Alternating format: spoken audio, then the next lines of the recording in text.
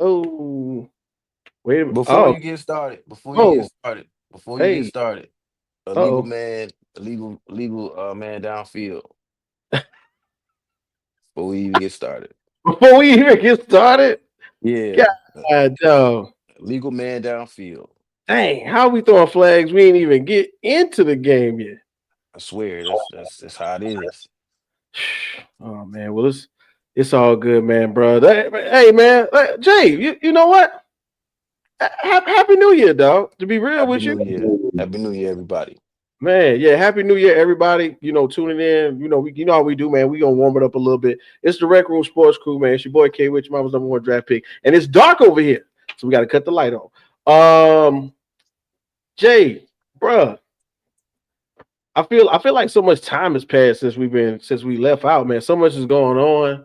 I feel like one thing in particular has gone crazy, man. Football, college, and NFL gone crazy the last couple of weeks, right? Correct. Football is king, man. It's flexing his muscles right now with a full, you know what I'm saying, 12 pack or case of college football to go with it. I feel like you know um, the NFL higher ups made a resolution to do better, so that's why they did something like you know put games on on Christmas on Netflix. They had Beyonce, you know what I'm saying? So like in that same aspect, right? Mm.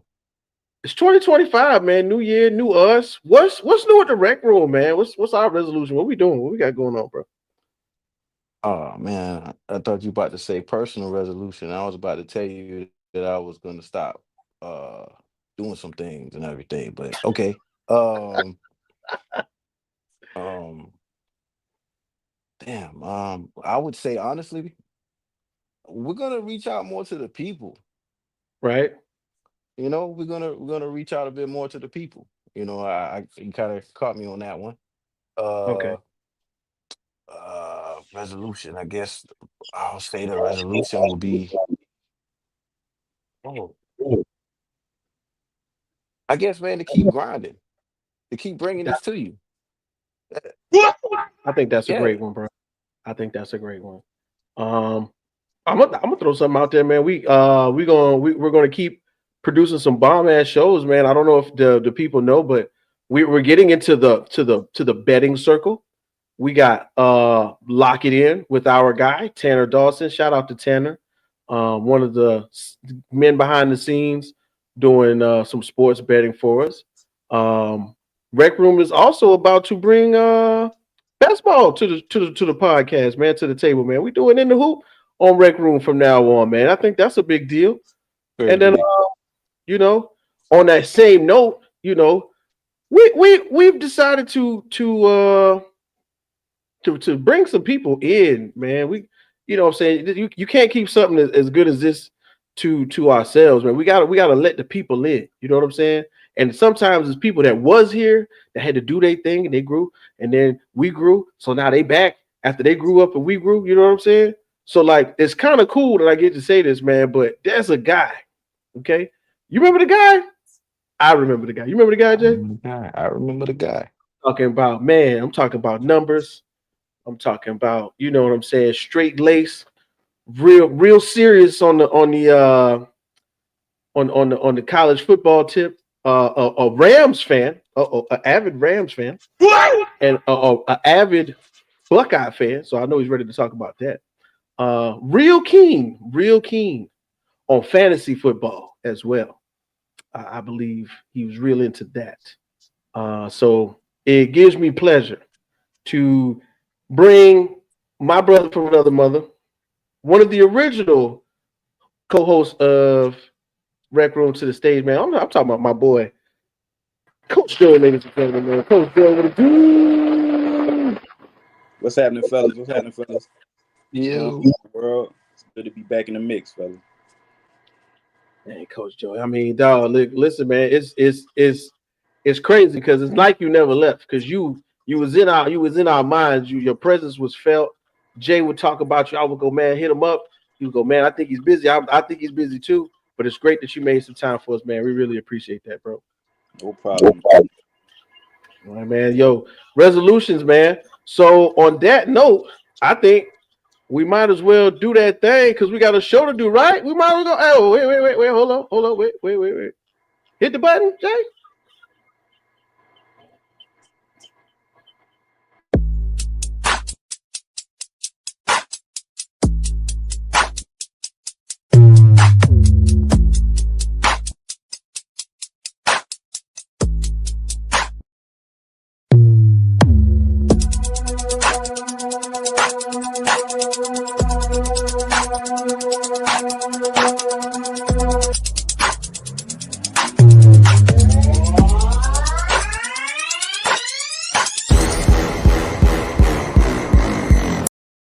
This is this is this is this is this is Rec Room Sports. Olympians carrying the torch, going where they don't go. We ain't lost. From the optics to the topics, we got this with synopsis. Think outside the boxes like Jay on the mic or your boy K Witt. Joe is my coach, T Sweat on the mix. All sports, even if you catch fish like Nate Diaz catches fists. You need to catch this episode, it's a can't miss. We go live and you should subscribe and X's and O's. We made our plan, yo.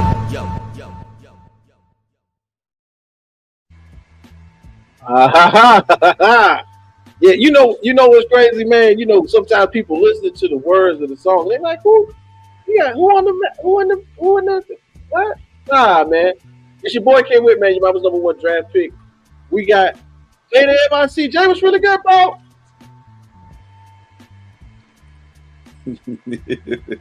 Oh, that's fire. That's fire.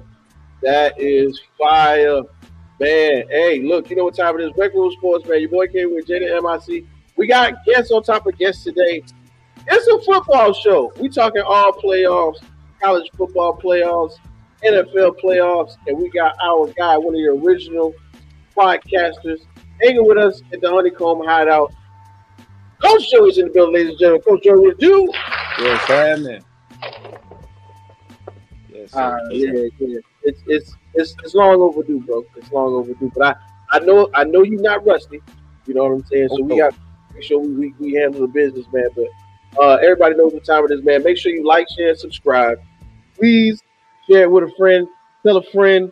Put it on Twitter, X, whatever, man. Because we about to go in, man. We got so much going on for the rest of the night, and I appreciate y'all just for tuning in. It's crazy, man, because we left off, Jay, I think, before Christmas, and we were talking about what the college football playoffs would look like, right? Oh yeah, Sports PSP, what it do though? My dog, I see you. Gotta support the homie, man. Sports PSP, man. Appreciate you dropping in. Jay, we was talking about even last year. Matter of fact, Joe was here, right? Remember that conversation we had? We was like, "Yo, it'd be crazy if they put 16 teams in the playoffs, and man, it'll be crazy. They're gonna make so much money." Joe, you remember that combo, man? We was at the home hideout. I definitely remember that convo, and it came to fruition. Not quite 16, but we got 12 in there. So less debates on who should make it in, who gets that last playoff spot. More parity, more teams in the mix, and more excitement, in my opinion. Yeah, you hit the nail on the head with that one, bro. And it's crazy because when we were really, really getting into the crux of who would be there, right? We was talking. It's some names that, and it's crazy that although you know what I'm saying, it's set up for. I think it's set up for a lot of good parity. A lot of good parity. Jay, it's crazy that a couple of the teams that we were thinking about last year didn't end up in there, right? Yeah. We talked a lot about teams that probably were out of the mix. Probably, gonna get a chance. Not to say that Penn State and well, I would say mainly like teams like Boise State. Um, it gives them a better chance. Even though they're pretty much out. After their first matchup, still they had a chance. It's better than actually just playing a bowl game and seeing if they actually can stand up to a certain team, and in their case, Penn State put it to them, and that was that. So I just feel like, there were a lot of teams that were actually out of it. We had a chance. Miami had a chance. They were in the mix, so to say. So, we didn't necessarily have a chance as of late, in recent years.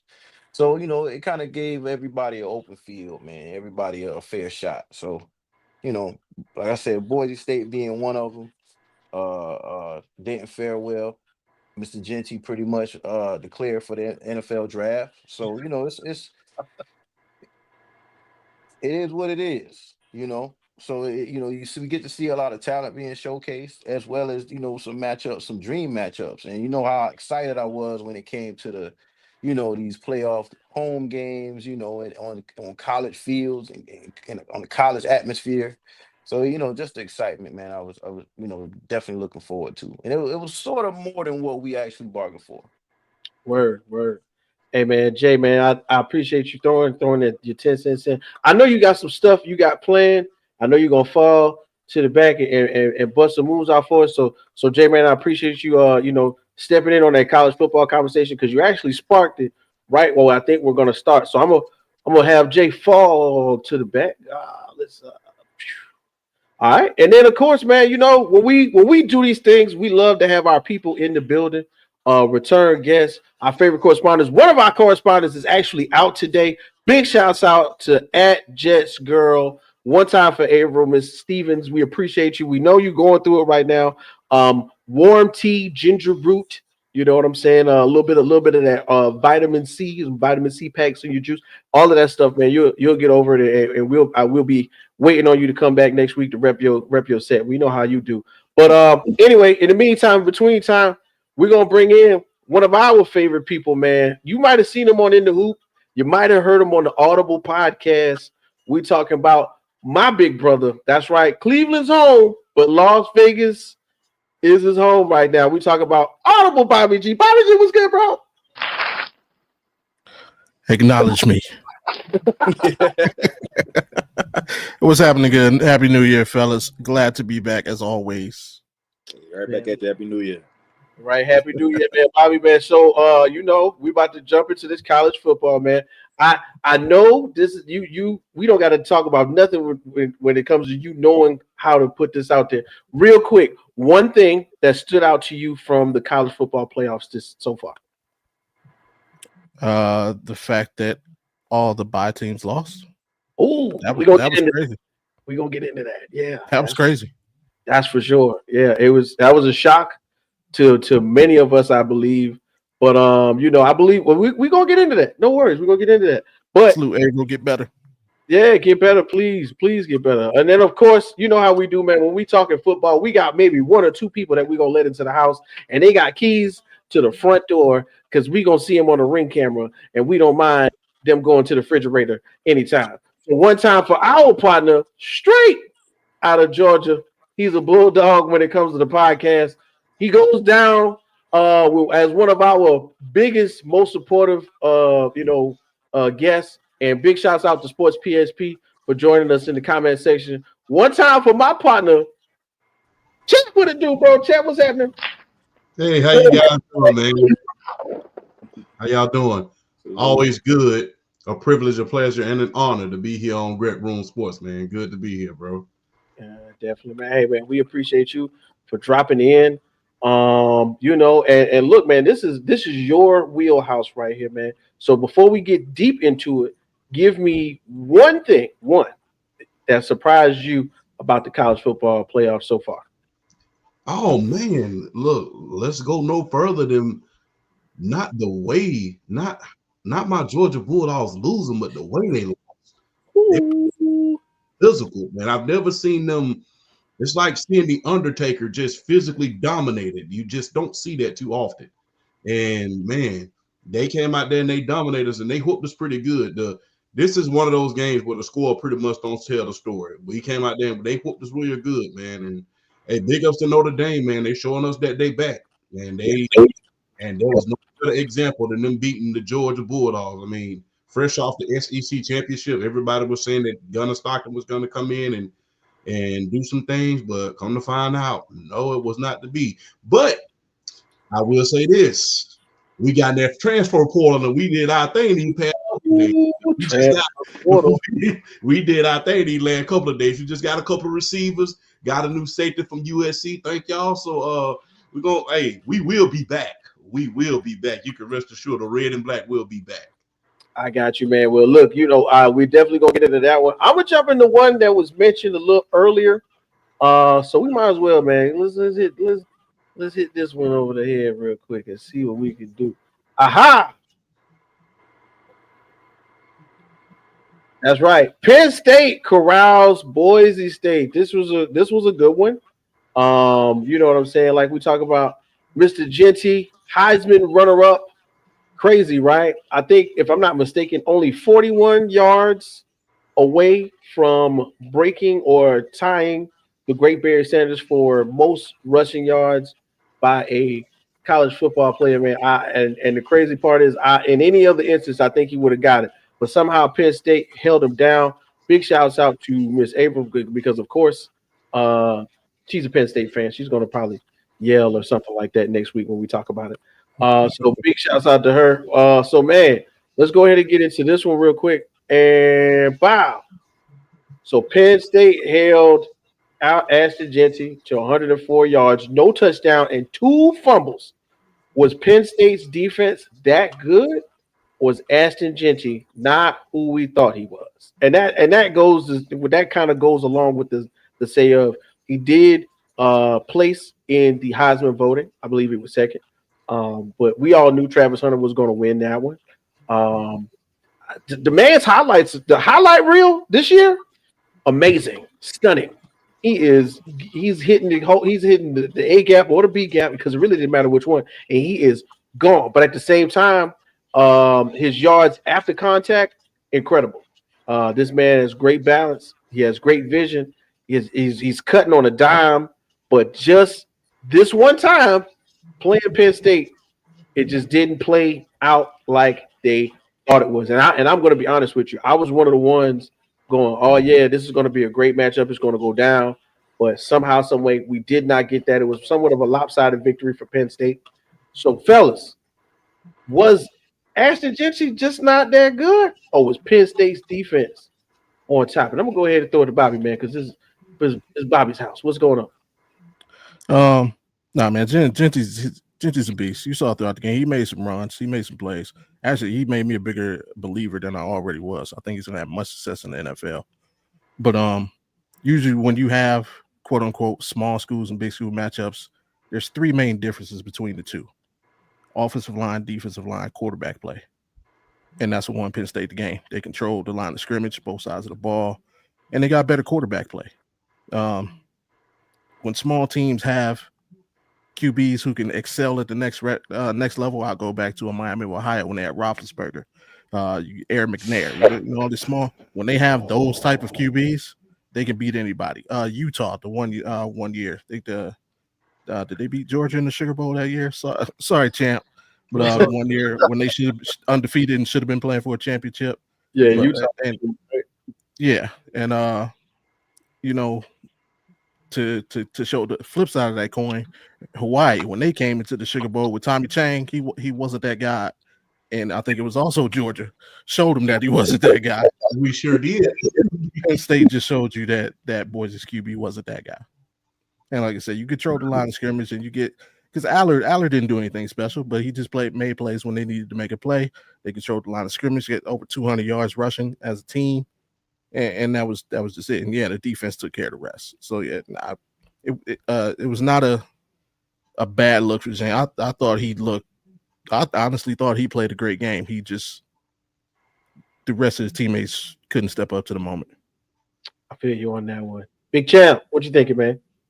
Hey, look, I question the game planning of the coach, because you should have known that they was going to crowd the line each and every last time in order to stop Ashton Genty. And you should have came up with at least some trick plays in order to throw in there, in order to throw them off of their balance at a certain point. So a lot of that comes from coaching. Like, did you really think that you have not faced a top 15 rush defense all year long, to include Oregon. So did you really think that you was going to come in here on Penn State and run the ball all over them? Now, no, that wasn't going to happen. What happened was you got out physical on the line of scrimmage, and that's just what happened. And like I said, they should have known better than to try to just run Ashton Jennings constantly at that defense. That was not going to happen. So a lot of that, I would say 45% of that on coaching at a certain point, because you should have known better. You know, in the great words of Monica, by the way. So look, you should have known better. But Ashton Jennings is great, man. The guy has the size. He reminds me of he reminds me of a shorter version of Ricky Williams. That's what he reminds me of. He's kind of, but he's a little bit more he's a little bit shorter, but he's that guy. Like I said, you just can't. You have to gain when you have a special player like that. You have to do what the University of Pittsburgh used to do when they played guys. They ran certain plays in order to keep them off of Larry Fitzgerald. That's what they should have done in order to keep them off of Ashton Jennings, and then try to get some play action going in there. I mean, the first couple of plays should have been bombs down the field. It should have been, okay, you expecting us to run our best player right into that to that defense and to the teeth of it? No, we're going to throw a bomb and go first two plays. But Ashton Jennings is great, man. He carried this team all through the year. And look, his best game was against the number one team in the nation in Oregon. And he personally just led them down the field and was within 3 points of winning. So his best game was against Oregon. So, man, look, Ashton Jennings is that guy. Dallas, if you are smart, you would draft him. Do it for my mom. My mom's a Cowboys fan. Draft him. I'm getting tired of y'all sitting around here not drafting the right people and getting my mom upset every Sunday. So Dallas, do the right thing and draft Ashton Jennings. Bring some star power to that team and bring some running power to that team, man. You know, make my mom happy, bro. Shout out to Mom Dukes, man. Mom Dukes, we gonna send a letter to Jerry just for you. Joey, back in the mix, man. Tell us your thoughts on Boise's hold up with Gentry, man. Yeah, to piggyback off what the guy said, Gentry is the real deal. I just think they ran into a more complete team in Penn State. That defense led by Abdul Carter was phenomenal all night long, very disruptive. And the lack of weapons that Boise State had besides Gentry really stymied their offense, in my opinion. The offensive play calling could have been better. I mean, you're on a big stage. You made it to the college football playoffs. Recruits are watching. The nation is watching. I think they could have brought out some better play calling to mix it up, especially when they saw that they were losing the battle in the trenches. The offensive line, the defensive line. Penn State came to play. Allen, quarterbacking pretty good. Run game was pretty good. 1-2 punch they had with their running back mix, they tandem. And I just think that Boise State just came up short, not being able to scheme a little bit better on offensively when they saw that Penn State was crowding that defensive line of scrimmage and had 8 in the box basically every play. Yeah, you right there. I mean, when I think about what everybody said, because y'all pretty much summed it up, it looked like Penn State had more of the mindset to get the job done in the trenches. I think that was one of the main things one of y'all said was the bigger schools going against smaller schools. One of the main factors of going to one of these Power 5 conferences is the offensive line play, the defensive line play. And this time, I think Penn State's defensive line play looked great. On top of that, who knew that these guys were balling like this? And let's just keep it real. I'm gonna go ahead and give a shout out to Ashton Jennings. 2,601 yards this season, just about 7 yards a carry, 50 touchdowns total throughout his time at Boise, and somehow, some way, we just shy of Barry Sanders' records, the great Barry Sanders. So when we talk about, and this one isn't on there, this is kind of just off the top of my head, fellas. when we talk about running backs, and of course we're going to get into a conversation with our favorite Uncle Bo a little later about the draft and what's going to go on there. Is Ashton Genty good enough to be drafted in the first round, or are we still putting second round grades on running backs in real life? Let's what you think, champ? Yes or no? Oh yeah. My thing is this.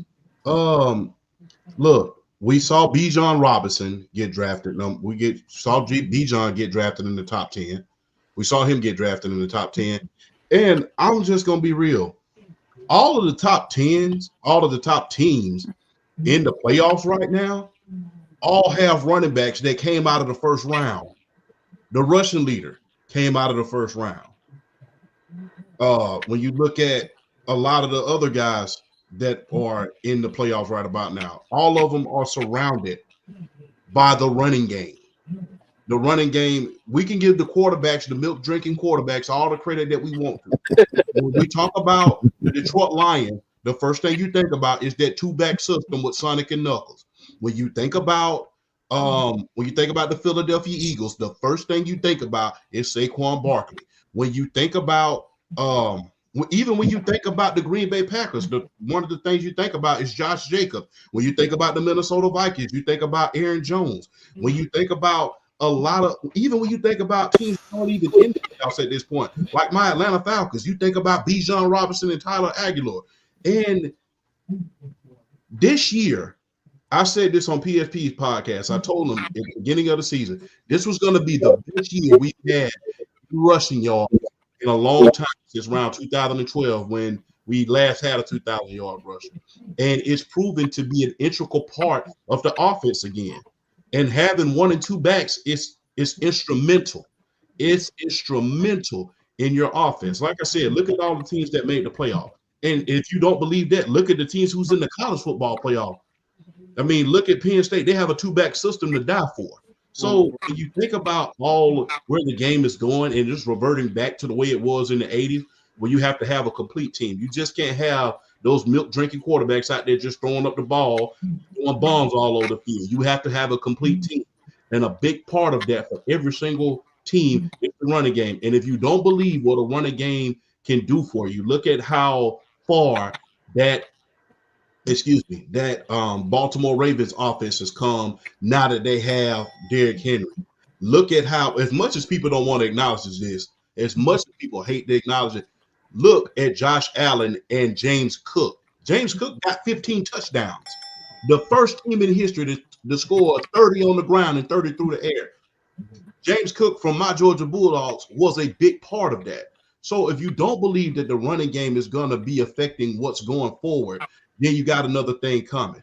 That's why I said, Dallas, you really need to look into drafting Ashton Genty. You like blockbusters, you need to draft him. You want star power, go ahead and draft him. You need a running back, go ahead and draft it. And he is a hell of a back after contact, much like I said, Ricky Williams.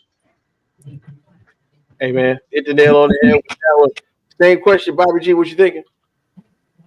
Yeah, he's absolutely worth a first round grade. And I don't think it's so much the guys being graded, it's just teams aren't caring about the grade and they're just waiting. But I co-sign everything Champ said. Like, if you don't think running game is important, man, go watch something else. Like, we all know two things travel in this game. That's the run game and defense. And yeah, the quarterback is a glamour spot, but remember, Tom Brady never won a Super Bowl without a top 10 defense. And remember them first four? He had a pretty good running game, if I remember correctly. You know, Corey Dillon, among other backs. And don't forget their lucky charm, Corey Blunt. LeGarrette Blunt. So the running game is very important in football, always will be. I know Champ said, you know, the young guy reminded him of Ricky Williams. For me, he reminds me of Kareem Hunt. Like you know, Kareem Hunt coming out of Toledo. That's what I get from him because he runs the ball extremely hard. But yeah, go ahead, Jerry. You know, do what you do. Go ahead, trade down, draft a couple linemen. Let this man go somewhere where he can play football in peace, please. And then not have to worry about your nonsense in the front office and then not getting the talent around him, man. Like don't go to please, Cowboys, don't draft him. Bears don't draft him. Oh man. Go to the Commanders, or better yet, let the Browns trade down, and we could take him at like 7 or something like that. But yeah, please.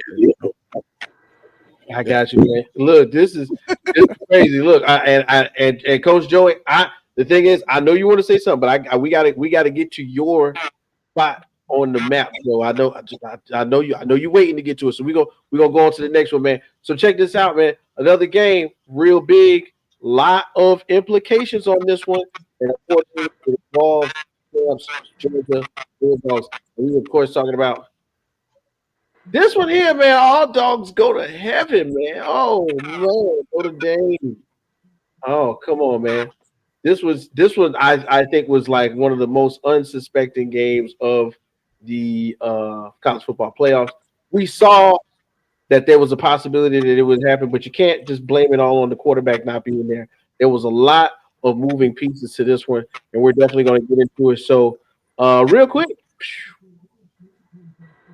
Notre Dame out Bulldogs. The Bulldogs. What led what led to the letdown in the quarterfinals? And there's so many things that I know that we can talk about. Of course, you know what I'm saying. As my mind is going, I want to start with, of course, somebody's going to say, "Oh, the quarterback was going." Yeah, I know, we know that, but somehow, some way, that style of play that Georgia had is not supposed to be as diminished as it looked. That's just me. I thought so. The defense was not supposed to be as movable as it looked. You know what I'm saying? And I know that you guys got something to say about it. So let's go ahead, man. Joe, when you think about Georgia's letdown or Notre Dame's dominance, what took place with that game right there, bro? Okay, now obviously with Carson Beck being injured, it was a little letdown at the quarterback position. But I just got to give kudos to Marcus Freeman and his coaching acumen and how their team responded ever since that loss to Northern Illinois in the regular season. They've been playing lights out. One of the most physical teams in college football, one of the most dominant teams on the defensive side in college football. I was a little surprised that they were able to carry that dominance over into the game versus Georgia. A lot of mistakes by Georgia. To talk about that sideline fiasco that kind of set them back when they were having a successful drive. That could have kind of changed the game, flipped the game. But just good trench work on the offensive line and defensive line of Notre Dame. And we just kind of, last few years, Georgia's had some superb teams, a lot of talent, a lot of lost a lot of talent to the NFL draft. And with the NIL, you got a lot of athletes transferring out in the portal, leaving big schools, going to get the opportunity elsewhere. Kind of think some of that caught up to Georgia. And then we just comparing this Georgia team to past teams in the past that have had success, undefeated seasons, things like that. They had a pretty good season with new acquisitions to the SEC and Texas, Oklahoma. They still found a way to win the SEC championship. Just came up a little short against Notre Dame. Yeah, you're right about that one. Just came up a little short. Champ, these your people, boy. These your boys. I know before Christmas, you was on it. You was on it, man. Tell me what happened with the Bulldogs, bro. Hey, out physical. And look, there was a lot of factors playing into that game, but we're not going to make any excuses for ourselves, man. Look, we know that Carson Beck was out, but everybody who's saying, "Oh yeah, Carson Beck was out," the thing is that offense was sputtering even with him in the game. There's been oftentimes that we've had some trouble on the offensive side of the ball, even with Carson Beck. Not to mention, man, our receivers, man, those guys had butterfingers for the ages during that game. I mean, you might as well just grease their hands down with Pam at this point because they couldn't catch a cold barefooted in Alaska last game. So that played into a factor. Not to mention, man, a lot of questionable calls from Coach Bobo. You try not to question the offensive coordinator too much, but that last play right before halftime with 30 seconds to go and you're only down by 3 points, it's time to take a knee and then go in the locker room and figure out what's going on. Instead, you go down there down by, you go into the locker room down by a touchdown instead of just 3 points. So that was a very, very questionable call. Not to mention, like Coach Joe said, that sideline fiasco. And it wasn't so much that the transfer portal caught up with us. There's a lot of injuries. Remember Coach Smart was playing was coaching, with his father in the hospital. I'm pretty sure that was not because people don't realize when your coach's parents or something happens with your coach, that not only affects you, that not only affects your coach, but that affects you as well. But there was a lot of things that was done wrong in that game on our end, man. We didn't get Nathan Frazier and we didn't get the other running backs any type of carries the way we should have. We should have been running that ball. And look, when you have a backup quarterback in that game on a stage this big, you're not supposed to go out there and overutilize them. You have two great running backs in the backfield with Trevor Etienne and Nathan Frazier. Go out there, make that quarterback as comfortable as possible, get the play action going, so that way you can take some attention off of him. Don't go out there and make him throw the ball 30 times. And this is this very first start in the college football playoffs against a team the likes of a Notre Dame. Don't do that. That is the most asinine thing that I think Coach Bobo and Coach Smart could have did. And I think that came out to our detriment at the end. But big ups to Notre Dame, man. Notre Dame did their thing. Coach Freeman was not intimidated by the SEC like a lot of other past coaches were. We ain't going to say no names, but he was not intimidated like a lot of past coaches were. But he came out here and said, we are Notre Dame, and we're going to come out here and we're going to play the SEC like we're supposed to play. And that's exactly what he did. He wasn't intimidated. And you can see it in the play. He came right at us, and guess what? They didn't reset their heels either. I mean, and as much as you hate to see your favorite team win, hey, Notre Dame is like the Cowboys of college football. When they're winning, college football is a hell of a lot better than when they're not winning. So they're the dollars of college football. They're to football what Duke is to basketball. They're to the NC2A what the Cowboys are to the NFL. So it's good to see them win, although it's just at the expense of my Bulldogs. And so, you can't be mad at a powerhouse like the Notre Dame Fighting Irish for them to truly say that they're back. There's none of this regular season stuff where we're back. No, they came to the college football playoff. They're in the semifinals. They're truly back. So, yeah, right on, man. Right on, man. Bobby G, you know it. You know what I'm saying? Long time ago in my younger days. My wife, I know you're watching. In my younger days, I went to the club, went out to have me a good time, and I walked in the club. I'm there for about 5 minutes, and a young lady comes up to me, she shot it, she shoots her shot. But it really wasn't that much of a looker, so I'm passing. I let my night go on. It wasn't a good night, and that clock got to about 2:55. We had last call, and it's time to get out of here. And I look over, I just called her over and said, come on. That's how I felt watching this football game. Both of these teams are like the last chick you want to see in the club before you leave. At the end of it, you just like, you know what? Come on, let's go. Neither one of these teams deserve to win that game, bro. This was an ugly football game, man. This was a hideous football game. And I can't even blame Georgia. What am I supposed to do when you're missing 95 players? Notre Dame. This game should have been 60-0.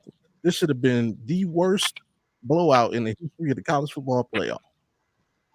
But it wasn't. What I saw didn't give me the confidence that Notre Dame's going to win their next game. I know we're going to talk about it later, so I ain't going into detail, but it was like I was looking to be impressed by Notre Dame, and I just wasn't. Like, the quarterback didn't even go for 100 yards, bro. 100. Like, we just got done talking about a young man that almost won the Heisman, faced the toughest defense he probably faced all season. He still squeaked out 100 yards. This dude playing against me, you, and Cartman from South Park couldn't even go for 100 yards. Just 100, bro. Just one up the field. Just 100 yards. Couldn't do it. I wasn't impressed by the running game. I just was not impressed by Notre Dame. And it's yeah, man. Like, this game is going to be the reason that people who want to limit the amount of teams in the CFP, This is gonna be the game that they use to try and make a case for that. Because it was just like it was bad football. Man, Bobby G, man, look, you was. Oh wait, where is it at? I know we got it on here. Where is that sound? Because this one was that was. You sure know how to piss on a man's parade. Just shoot down, why don't you, man? Just come on. It's crazy though, but we appreciate your opinion here, Rank Room, because we know you gonna keep it real if don't nobody else keep it 100 on this one. And man, of course, another game that I had to keep my eye on that I thought also was going to turn into one of those games, and it did to a degree for one team and one team only, and that obviously is why we got Coach Joey on the sidelines today. Coach Joey, what you gonna talk about when you talk about this one? Oh, okay. Ohio State takes the Rose Bowl. Oh my God, y'all see what's down there on the bottom? Duck hunt. Y'all see that? Yeah, that's exactly what it was. That's exactly what it was. Yes, guys, real. Came through, had a very big game. Last couple of bowl games this year in the college football playoffs, we started off very hot. 14 points in the first quarter, 21 points in the second quarter. Lost in a heartbreaking fashion to Oregon in the regular season by 1 point. Will Howard had a bonehead play where he slid, exhausted all the time of the clock. I know that moment was replayed and played over to motivate those guys. We lost to Michigan in a heartbreaking fashion. I hate losing to the team up north, but I really feel like that propelled our team to be playing how we're playing right now in the college football playoffs. Chip Kelly's dialing up some good schemes, some good play calling, led by baby Julio, the best receiver in the nation. Jeremiah Smith, he's had colossal games these last couple of games, 167 yards, 2 touchdowns. We're using them running out the backfield a little bit. Our defense is playing lights out. We had 8 sacks against Oregon. So, I mean, Gabriel, who people are talking about is a good quarterback prospect going into the draft, maybe a first rounder. We gave him some good looks. I definitely went in the trenches. Captain Jack Sawyer, JT, just out physical in the offensive line. 1-2 punching Quinshawn Judkins and Travion Henderson playing phenomenal. Travion Henderson had a 66-yard breakaway touchdown. Kind of think we took their will in the first half. It really was over at halftime, to be honest with you. They had no chance of coming back. I thought it was going to be a more competitive game, but very proud of how Ryan Day is leading these guys, and they're responding to being embarrassed by that team up north. So got a big matchup coming against Texas. So I'm looking forward to seeing what we got in store for the SEC. Word up, man. Yeah, Joey. We know you was waiting to talk about that one. I don't know if y'all know. Man. We don't know if y'all know. Yeah. But Coach Joe is the original Buckeye fan here on Red Room Sports, man. So we appreciate your take on that one. We're gonna talk about it one more time. So you're getting a 2-for-1 today, Joe. You get a 2-for-1. Yo, champ. What do you think about the Buckeyes, bro? Oh man. Shout out to leaders of the new school. But we're going to switch up a little bit. Nothing but the case of DOBTA. Because, man, that was just that. Belt to you know what. Look, Jeremiah Smith, man. I'm pretty sure a lot of NFL teams are asking themselves, man, can we please break the rules and make him come out this year? Because he is just that darn good, man. He had a monster game. But, look, let's just keep it a buck. Let's keep it a buck. This is Oregon. They're always the bridesmaid. They're never the bride. They've lost so many big games over the course of the years. It's just been disgusting. Remember that talented team that they had that they played against Auburn with in the national championship? They've lost several big games in the college football playoffs. They're the bridesmaid. They're never the bride. So it doesn't surprise me they came out here and just got blew out of the water. All of that bravado that Coach Lanning brings to the table. Especially when he was talking about Dion. Oh, they're playing for clicks. They're playing for clicks. Playing for championships. You ain't playing too much now, are you? So, hey, look, this is Oregon. They're the bridesmaid and never the bride.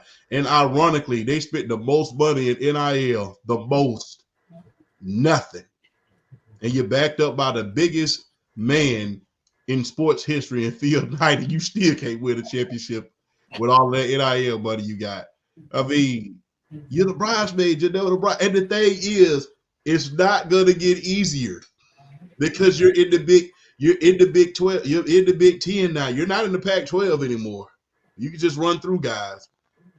These teams next year is gonna be heavy. Heavy out the Gucci man. So it's gonna get ugly. It's gonna get ugly next year, man. I don't see it getting better for you anytime soon, Oregon. You got it. You had a big year this year. You went undefeated, won all them games in the regular season, just to come into the playoffs and laid a flat out egg. How ironic for a duck. Yeah, I want to throw this comment up. Shout out to Uncle Bo waiting on us to get to the NFL. 5,000 unis, 0 titles. Yeah, that's showing up. I'm telling you, a different one every time I turn around. They got a different uniform. What's up, man? Bobby G, your thoughts on this Ohio debacle, as you are an Ohio man yourself. First of all, Bo, I ain't letting you get away with that. Go Huskies, get out of here. Fight your own battles. Don't be trying to change the game triumph because Ohio State handled your business for you. and Coach Joey, I know we just now getting to know each other, but I ain't letting you get away with that disrespect either. They're the Michigan Wolverines. Ohio State has lost the right to call them the team up north. They're the Michigan Wolverines, sir. They've been thumping y'all for a few years now. Put some respect on that gold, amazing gold M. And I'm from Ohio. Get them next year. That's the spirit. That's a Cleveland thing, you know. That's what we do. But this is honestly, this is what I was expecting from Notre Dame. Like this is you saw in Ohio State a team that was pissed off about hearing about the loss to Michigan, hearing about how they don't deserve or don't belong or what they don't, and the coach getting fired and the quarterbacks. You heard the team got teams coming into your stadium planting flags. Like you just saw a team with all this pent up anger and aggression, and somebody had to catch it. And unfortunately, it was the Oregon Ducks. They caught it all. Pause. But for Oregon, it's okay to cover receivers.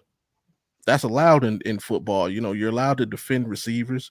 You can put what they call a defensive back on him. He can shadow him around, and if he can't do it alone, you should have a safety back there that you can, double team this man. You even have linebackers who can play underneath zone coverage when that receiver cuts across said football field. Those things are okay. You don't have to just let a receiver run all over the field, catch the ball, and just score 50-yard touchdowns on you all day. You don't have to do those things. That's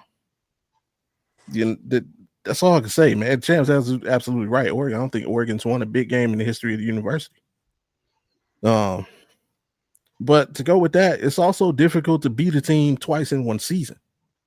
I think every rematch I recall seeing, the team that won the regular season meeting lost the bowl game.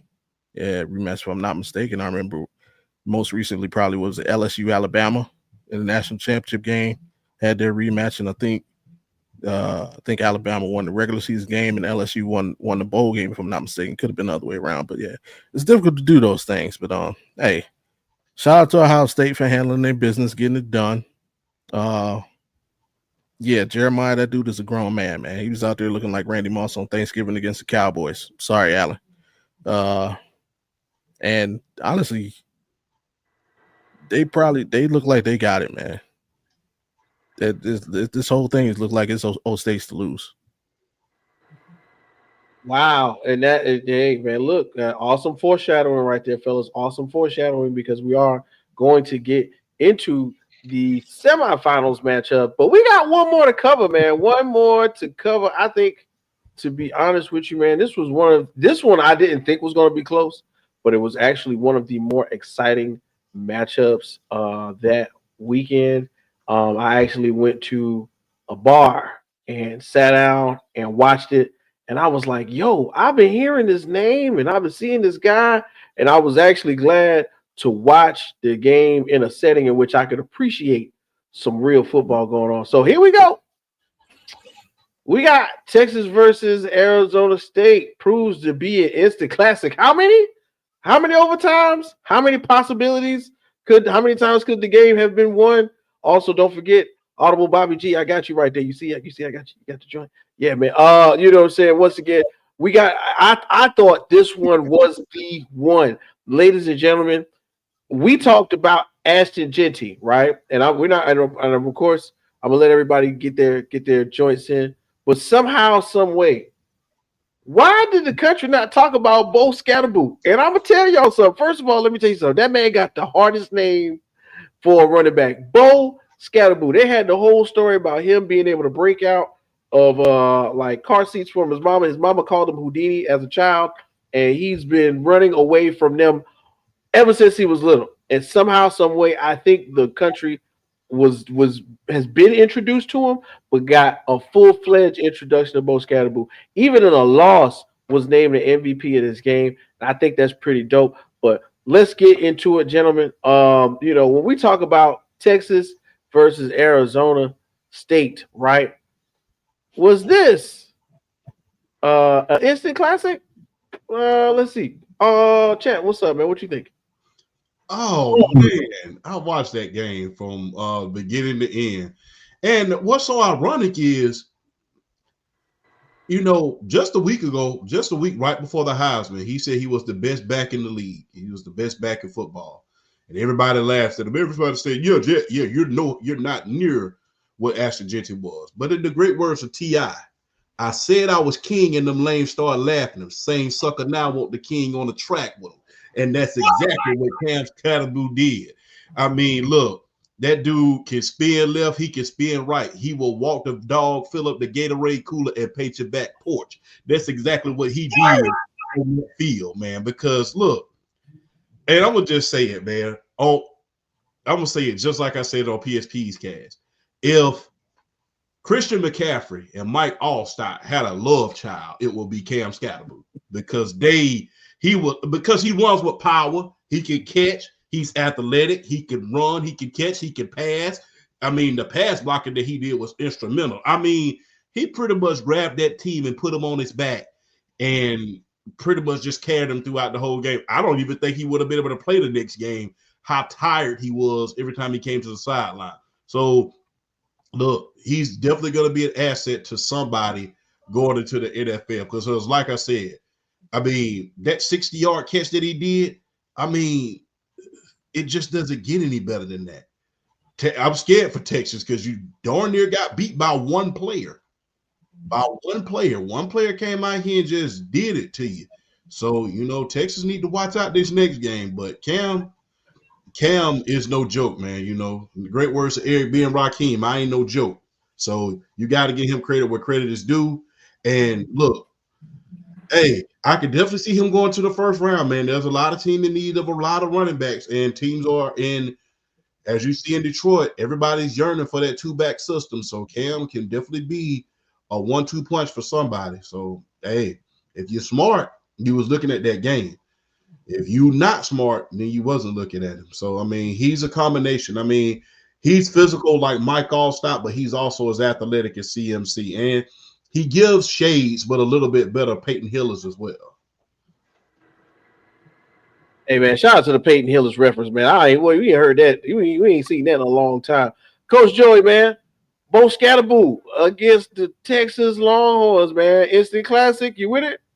That definitely was an instant classic. Best game of the college football playoffs thus far. Texas kind of jumped out on them early. And then Scatterboo put the team on his back. Talk about a complete game from a running back perspective. Rushing touchdown, threw a touchdown, receiving yards. Actually won the MVP, most valuable player of the Peach Bowl in a losing effort. When's the last time we saw that happen? That's how special and phenomenal his performance was. Very entertaining game, battle back, forced overtime, questionable targeting call that could have ended the game in regulation if the flag went in Arizona State's favor. But man, the performance that kid put on was amazing on the sideline, throwing up. It was rumors that he was sick. Just looking very impressive. Definitely raised his draft stock. And like was previously mentioned, he made comments say, "I'm the best running back in the nation." and he definitely looked like it versus top defense in Texas.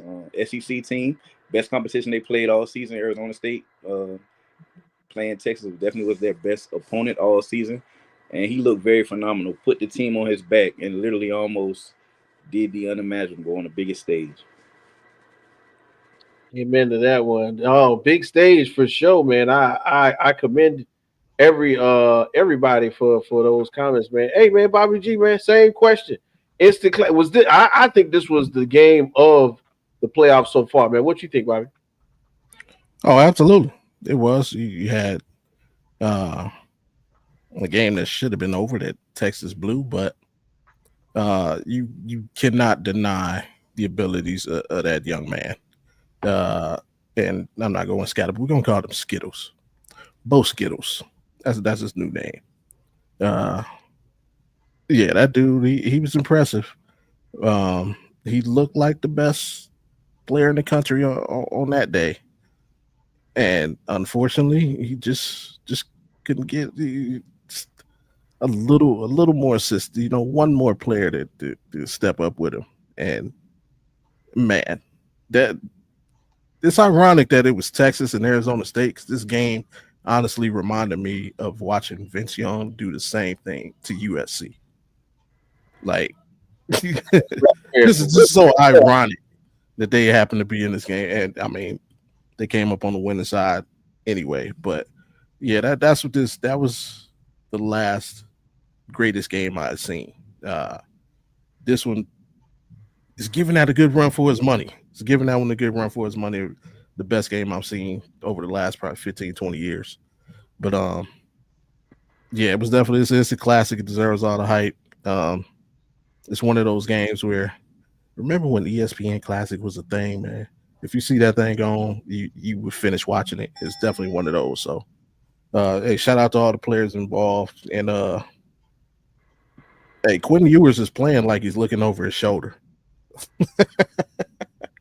I know he's leaving, but if he wasn't, man, I wish he would stay just to see the QB competition next year. But hey, shout out to the Horns for winning. Hey, man, that's what's up. So you know what I'm saying. Of course, we getting closer and closer to the top of that hour. I see my guy Tanner Dawson. He's ready to do it. He's ready to lock it in with those bets. So we're gonna go ahead and jump right into the semifinals games, boys. We're getting closer and closer to crowning a champion. I'm excited about this one. We're gonna keep these short and sweet, but I got some more pictures to show. So bang, let's go ahead and throw it up. Hey, check this out, man. Big deal right here. First black head coach headed to national championship game. You got to embrace the change, ladies and gentlemen. Please embrace the change. And then somehow, some way, I don't know if you see the cover story on the bottom right corner. There's an avid Jets fan who was seen wearing an Eagles jersey. I don't know who she is, but somehow, some way, she made it to the front page. If you have any idea who this person is wearing this Eagles jersey, please let us know here at the Record Room Sports Crew. Once again, but fellas, man, as much as of a game that will be held on the field, this is a game that will also be echoed in time off of the field as these two head coaches who are bringing not just any program, these are storied programs, ladies and gentlemen, from Penn State and from Notre Dame to possibly head to the college football national playoff. Let's get some quick comments right quick. What are we thinking about Penn State and Notre Dame? Coach Joey, what you got? I'm gonna go with Penn State. It's gonna be probably the most physical game of the college football playoffs. Both of these teams are bred in physicality. They culture got phenomenal defensive players. Abdul Carter. Penn State's a little bit healthier in my opinion. Notre Dame has been with that next man up mentality. They had a lot of injuries this season, but the next man up has been coming in and producing.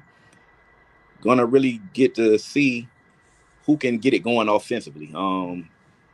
Notre Dame, in my opinion, didn't really show me a lot offensively versus Georgia. So get to see that. Also, I'm proud of these two coaches because if we're being honest, Penn State coach was under a lot of fire after they lost to Ohio State, saying they can't win a big game. Notre Dame lost to Northern Illinois in the regular season. Yeah, they made the college football playoff, but if they lost first round in the college football playoff. These guys' jobs may have been on the line. So kudos to their success. And I'm looking forward to it. I'll give the edge to Penn State, though. I think they have a little more of a complete team. And I think they'll score a couple more points than Notre Dame will. Bobby G, same question, man. Big deal, black coaches. Yes. I mean, anytime history can be made, that's a big deal. But as far as the game, Penn State in the last slide. Like I said, watching Notre Dame perform last week gave me zero confidence in their ability to beat any of the remaining teams. So Penn State, and I'm a Penn State plus 15. Ooh, God, Ain't even gonna be close. you are crushing it right now. Let's put it back up there one more time because we got some comments. First of all, it was a Saquon Barkley jersey. And big, of course, she's going to go with Penn State. Big shouts out to April. Get well soon. We appreciate you in the comment section. And of course, let me say shout out also to Drew Aller, future quarterback of the Cleveland Browns. oh wow, big shout out to Drew Allen. Y'all did something happened with Deshaun too. I heard that, man. Yeah, something happened with Shane Diesel earlier. We heard about that. So yeah. Yeah, man. And last but not least, man. Chad, man, your thoughts on the matchup and black coaches, bro. Oh man, this is significant, man. Especially when you think about they was trying to get Mike Tomlin a job before he started with the Pittsburgh Steelers, and they couldn't get a job in college football. So when you think about the fact that the Super Bowl winning coach, the caliber of Mike Tomlin, couldn't get a job at the college level, that is flat out asinine. And regardless of how many players that are in the college football ranks, there's only 13 coaches out of maybe 100 on the D1 level. So only 13 black coaches out of 100. That is amazing. And look, when you think about these teams, you got to think about the stories of this team. When you think about Penn State, the first thing you think about is how far this program has come since the scandal that they had back in the early 2000s. So, I mean, for them to be on the biggest stage now, biggest redemption story, arguably, since SMU hit the college football playoff, because, coming into the college football playoff with SMU hitting the playoffs, the first thing we thought about was the death penalty and how they were able to bounce back from that death penalty and now be on the biggest stage.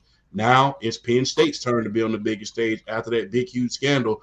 And look, almost 40 years to the day, almost the 39-year anniversary of that Penn State team that won against the University of Miami in the turnover game against Vinny Testaverde. We don't talk about that. You stole my joint, man. You stole my joint. So they got a lot going for themselves right about now. So, hey, and look, Penn State has their Jeremiah Smith as well. The only difference is he plays tight end. So I'm going with Penn State. Yeah, man. Hey, look, I was gonna throw it out there. Watch out for Big Fofo. That's right, Tyler Warren. Yeah. I don't think they was expecting Tyler Warren to do that thing. He was out there looking like a young Jeremy Shockey last weekend, bro.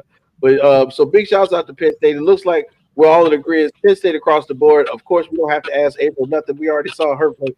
She's definitely rocking with Penn State too. And boys, we got one more to cover for the college football semifinals. We almost there, ladies and gentlemen. I can't believe it. After all the time, we are closer and closer to our first 12-team champion. And we got to talk about Ohio State versus Texas. That's right, man. Who, ladies and gentlemen, will come out on top in this one. And we're going to go ahead and throw it to our guy, Coach Joey, man. Welcome back. Who do you think? Do we have to ask you, Joe? Really don't have to ask me. Come on, man. Ohio State, but I will say I'm not going to sleep on Texas.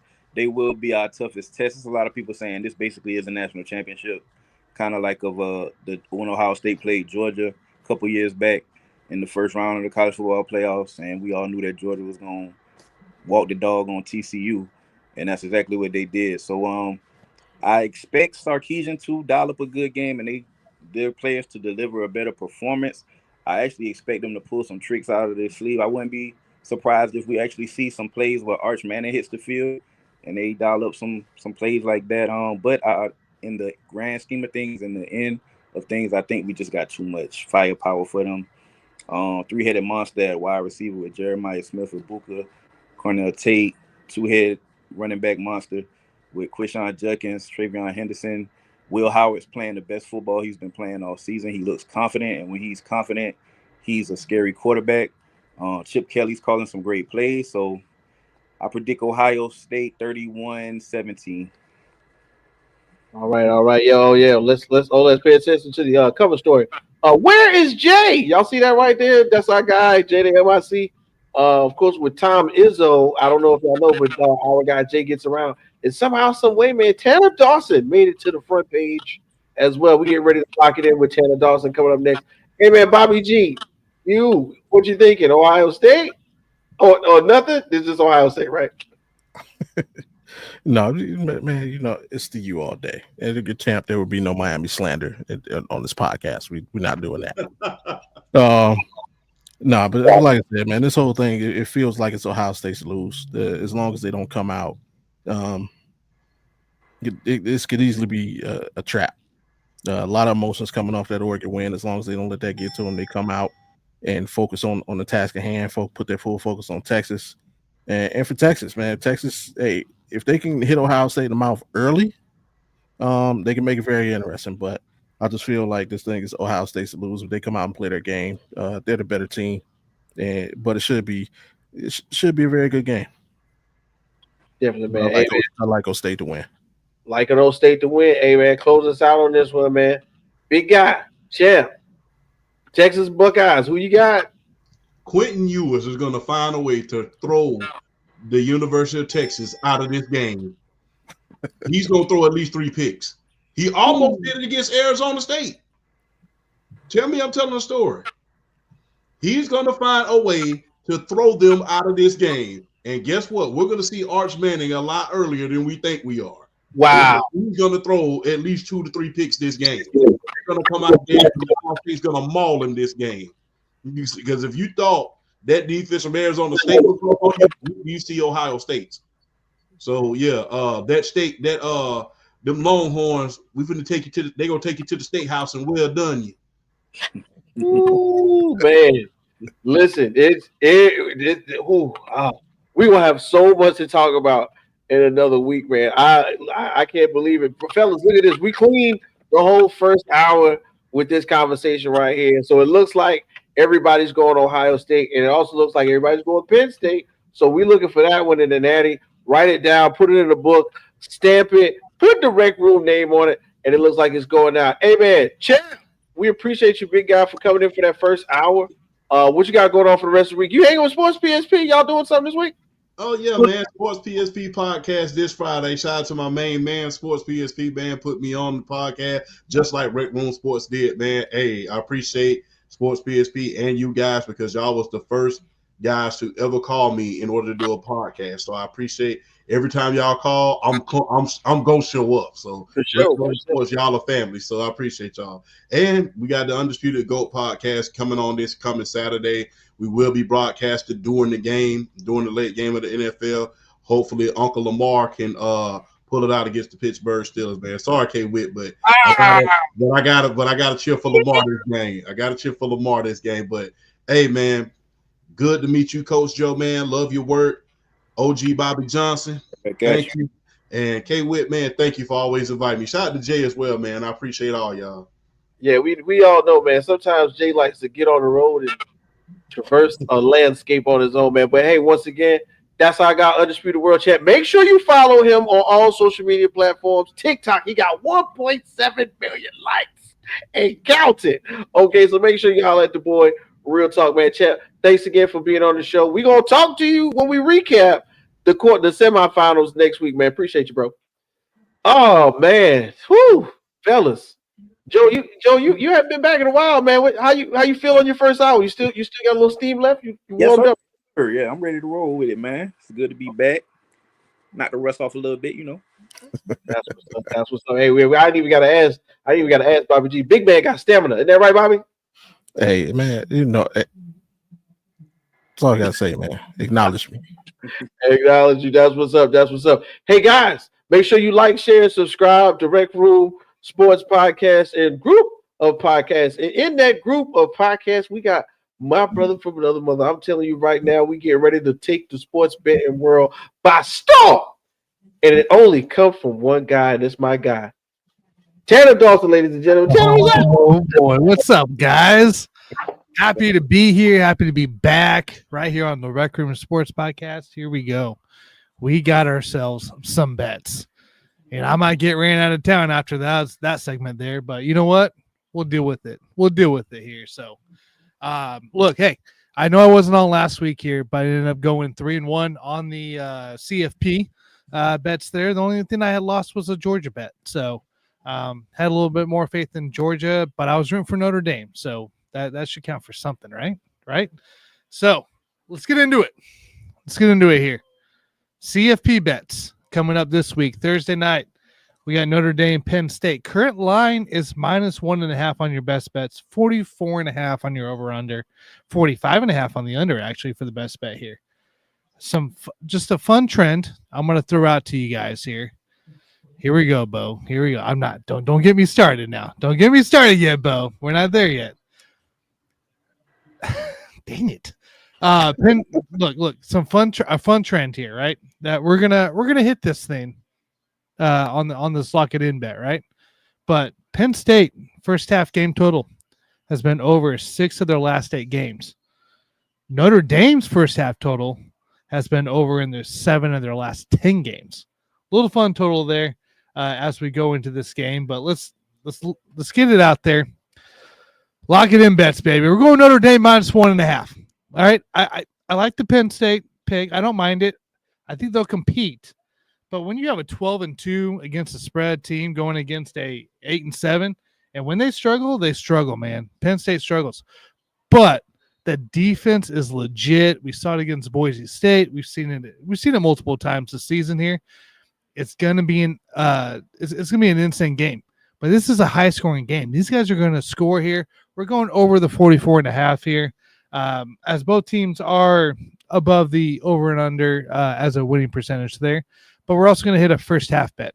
We're going to go over the 20.5. We're going to ride the trend in the first half of Notre Dame, Penn State. So that's what we got. I know you guys are all picked Penn State to win here, but don't run me out of town yet, guys. Don't run me out of town here. Been pretty good with my college football picks. Second game, Friday night, guys. We got Ohio and Texas. Ohio State Buckeyes in Texas going at it here. Another fun trend that I had there as well was Ohio State has hit the game total under 7 of their last 11 games. And meanwhile, the Texas Longhorns has hit the game total under 7 of their last 11 games. Equal way, right? That's where we're leaning here. I want you to think of this game here, right? We've seen Ohio State blow out a couple teams. We've seen Texas put up a bunch of points. This is one of those weird Ohio State games where they don't blow somebody out. It's gonna be weird. It's gonna be weird. It might be a late cover here in a way, but Texas +6 is where we're leaning. Texas +6 here. Ohio State and Texas under the 53.5 total. I like this to be a closer game. I like this being a similar game from what we've seen in the past year with these big games on Ohio State. And then we're going to hit the first half bet here of Ohio State and Texas over 26.5. So it's going to be a exciting first half here. We're going to get some points going, but it's going to slow up in the second half with some adjustments here. And guys, I think that's the best we can do here. Like I love those bets. I've already put them in, and quite frankly, we're gonna lock these bets in. That's what I got, Whit. Man, oh man, we gotta lock those bets in. My guy Tanner Dawson. Hey man, I just want to let you know, man, you've been doing really good with the Lock It In show. When do you tell people when you normally run that out? Guys, we're on Saturday morning. If you hit that bell on the Rec Room Sports Podcast YouTube, hit that bell. We'll be live. You'll be notified, but we go live Saturday mornings and Sunday mornings where we talk not just NFL. We don't just talk football. We talk NBA. We talk NHL. We got at Norton's Bets on X right now, or Twitter, whatever you want to call it, that we also follow, and we make sure we present as well. He hit another big play today on NHL. But we talk a lot of college basketball, right? We're all over the place here. So make sure you guys hit that bell, give us a subscribe, and you'll know when we go live. Hey man, and we can't forget, man. Shout out to my uncle Scott Cole. That's And right. man, Scott Cole. If you look up betting, you gotta find Scott Cole, man. I'm talking about this. Somehow, some way, he takes the old folks home bus to Vegas, gets out there and spends some rack, calls us after they give him Jello. He's like, "Hey guys, they just gave my medicine. I'm going to sleep. I just won like 4 parlays, and that's it. And that's so big shouts out to Uncle Scott Cole for putting us in. Tanner, man, we're gonna bring you back in to lock in some more bets, Tanner. So thank you for filling in once again, everybody. Tanner Dawson will lock it in. We're gonna definitely lock it in. We're gonna.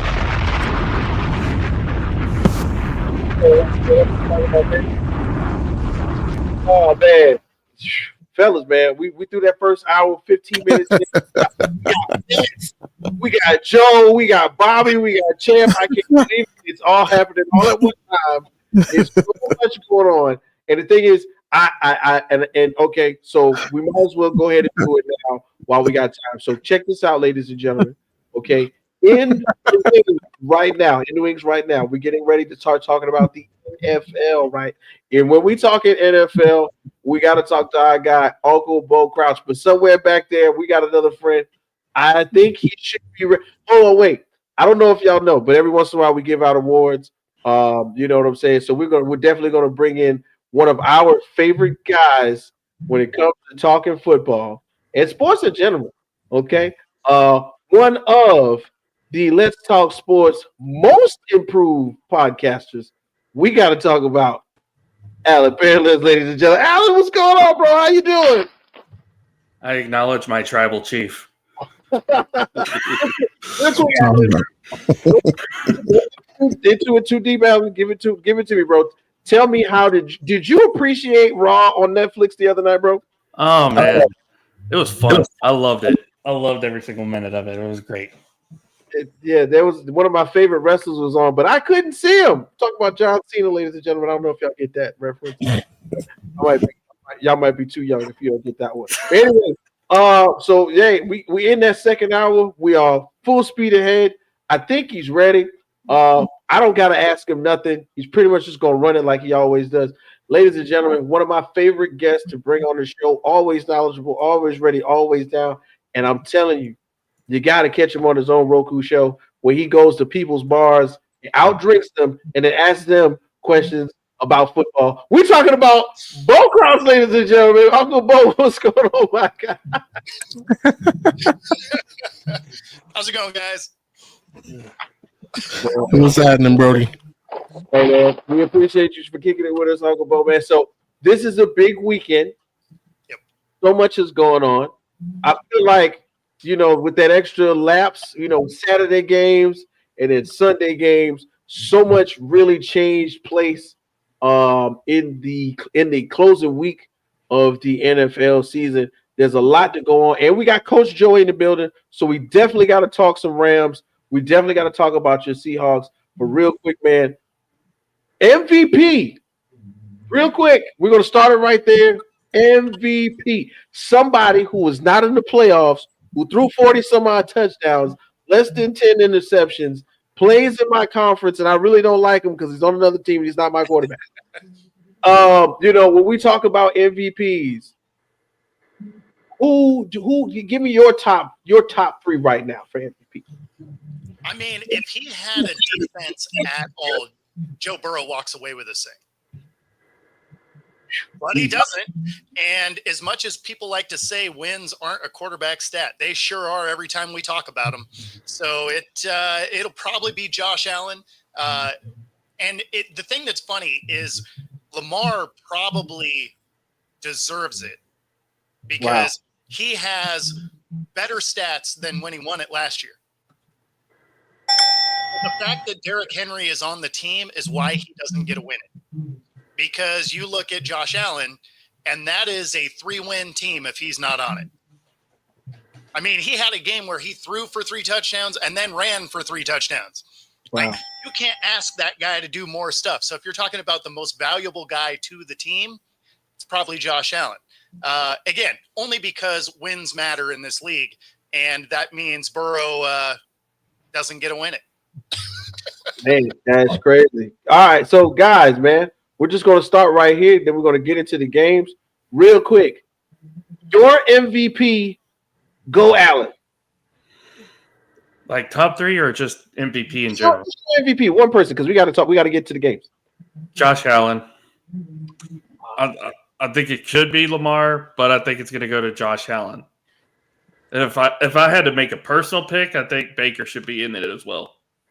Ooh, that's a sleep. Because you lose your second best receiver for the year mid-season, and you also lose Mike Evans for a good portion of the year. The fact that you won 3-4 games with just K-Dot and Bucky Irving. Wow. I mean, why? I don't know why Sam Darnold, Baker Mayfield, maybe even Jared Goff, none of these guys are getting consideration. Mainly because they're in the NFC, I think. It's a lot of reasons, man. It's a lot of reasons. Coach Joey, man, welcome back once again. Unfortunately, you could name your quarterback who's normally somewhere in the MVP top conversation, but for now, let's talk about some other quarterbacks or players. Your MVP this season, Joey. Who you got? Lamar Jackson. I think the voters may go another route with it just because he recently won it twice, specifically last year. But if you look at his MVP numbers from last year compared to his numbers from this year, his game has grown leaps and bounds as far as stats are concerned. Over 4,000 passing yards, over 900 rushing yards. Never been done before in NFL history. Just looking amazing with a running back like Derrick Henry on his team who has a lot of the offensive production percentage under his belt. He still puts up these numbers. The passing game has never looked as impressive as it has looked this year in Baltimore. Zay Flowers is the first receiver to make a Pro Bowl, and that's on the shoulders or the arm of Lamar Jackson. I don't think the voters will vote for him again. I think it'll go to Josh Allen, but in my opinion, Lamar should be the MVP this year. I like it, man. I like it. Bobby G, man. Unfortunately, we don't know which quarterback in Cleveland you can vote for. So watch your mouth. Deshaun, Jameis. I don't know. Drew Aller's going to be MVP this year. They already brought up Baker. It's fine. Bobby G, man, your MVP. Who you got, bro? Here's my first Stephen A. moment of the year. Everybody is wrong, and here's why. The disrespect is real. It's like we're wearing blinders. It's like everybody has their favorite kid, and they won't acknowledge the brother or sister. Every person who thinks Lamar Jackson should be MVP, take your blinders off. You keep saying the same thing, and that tells you who the MVP is. You keep saying, wow, he's playing better than he was his MVP year. He's doing this. Oh, this is better. You know why? Because he's got Derrick Henry, the real MVP, on his team. How many people in the NFL have made an MVP better? Derrick Henry. Oh, Zay Flowers and Thursday, because it's easy to get a pass off when you're play faking to a 2,000-yard running back. Lamar Jackson is better because Derrick Henry made him better. He's the real MVP. Lamar Jackson ain't doing nothing different. His tight end is still his leading receiver. He can't throw outside the numbers. Like, everything he's doing is better because Derrick Henry's behind him. He's never had a running back or game this solid his entire career. And you see what happens when he does. If you take that away, he's just last year's Lamar Jackson. He's better because Derrick Henry is, to quote Kevin Durant, you the real MVP, man. Wow. Really? Wow. I did. Now that one came out of left field. I like that one though. I like that one. Okay. I mean, so, you can't. You see what Lamar is without Derrick Henry, and you see what he is with him. Tell him, Bo. Hold on, wait. Tell him. You can't pick Derrick Henry when he's not even the best running back in the league. Saquon is out there, man. That doesn't matter. How many people won MVP while Jordan was playing? How many people won MVP while LeBron was playing? So that doesn't matter. What it is the most valuable to Lamar Jackson. You saw what he was without Derrick Henry. You see he's even better with him. All right, and look, this leads, and before we get to the game, this leads me to my next question, fellas. Something immaculate took place this season. We all saw it last year with the Hard Knocks and in the meeting room for the now somewhat defunct New York Giants. There was a question that arose whether or not to keep Saquon Barkley, and somebody just so happened to say, "I'm gonna lose sleep if he goes to Philadelphia." He goes to Philly, and it turns into a whole nother ball game with Jalen Hurts, AJ Brown. And for me, this is what I'm gonna get to the question. This is one of those things where I am enamored to watch running backs play because of how much they were devalued this year. But Saquon is bringing some value back to the position. But now here goes the bread and butter right here, ladies and gentlemen. 345 carries, 2005 yards, and 13 touchdowns. And the last game was against the New York Giants. Who is there anybody here that would have not wanted to get the rushing title? And I'm sorry, except for Joe, because he's a Rams fan. Is there anybody that would have not subjectified themselves to just a little more punishment to break the all-time rushing record set by Eric Dickerson? Is it just me, or did we miss out on something great? Bo, what's your thoughts on that? So, man, like I would want to set it, right? Because I wanted to strap the cleats on every game possible. That being said, he has a injury history, and he has an opportunity that he didn't have with the Giants to go get some hardware. So, do you sit out and forego a personal best, which he already set anyway, right? He had his best single game of his career during this season. He set the rushing title for the Eagles. He's one of 9 players to go 2,000 yards in the league.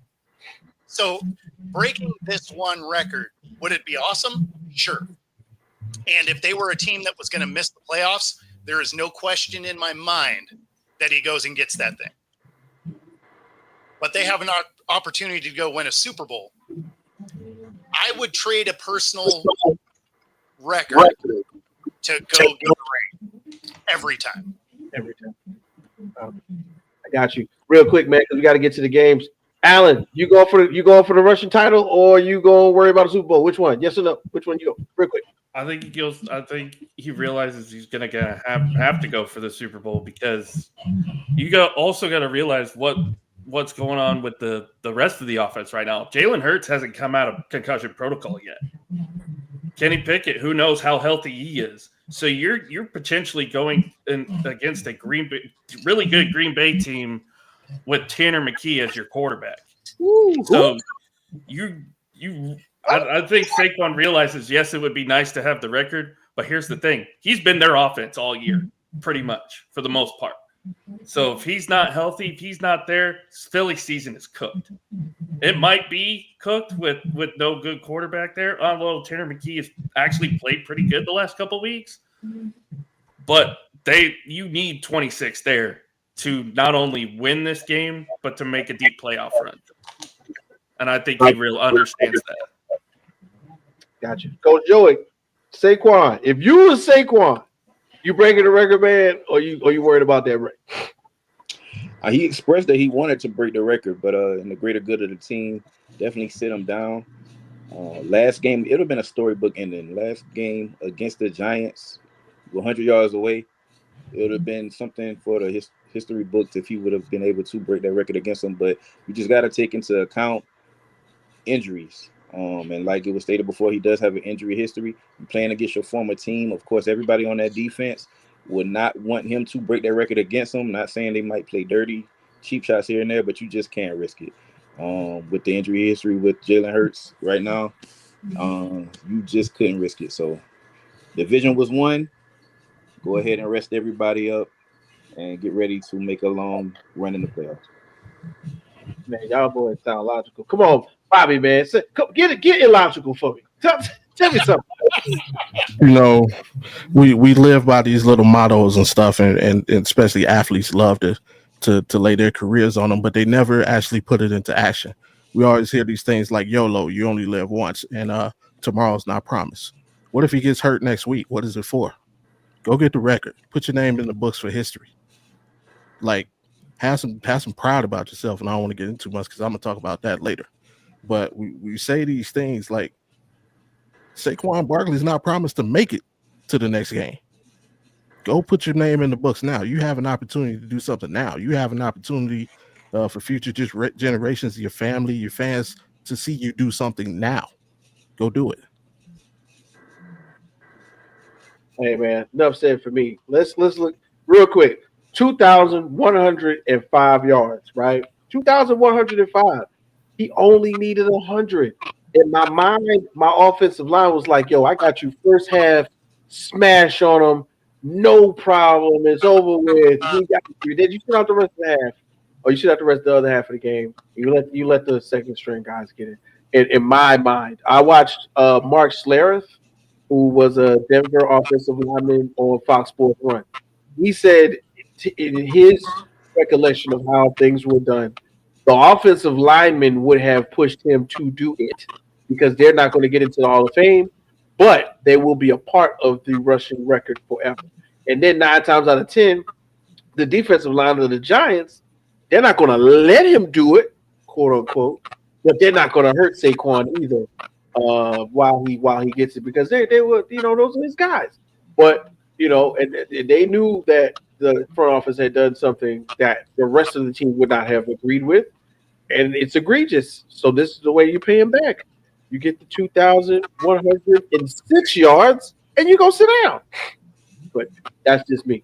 Anyway, that's why I don't play the game because I would have did something right. Anyway, so guys, man, great week.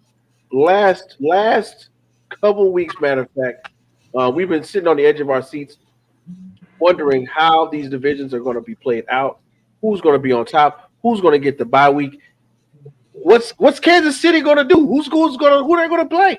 But magically, we find out on week 18, great lineup actually of Saturday games and Sunday games, which included slobber knocker to show us exactly who was going to win the division title.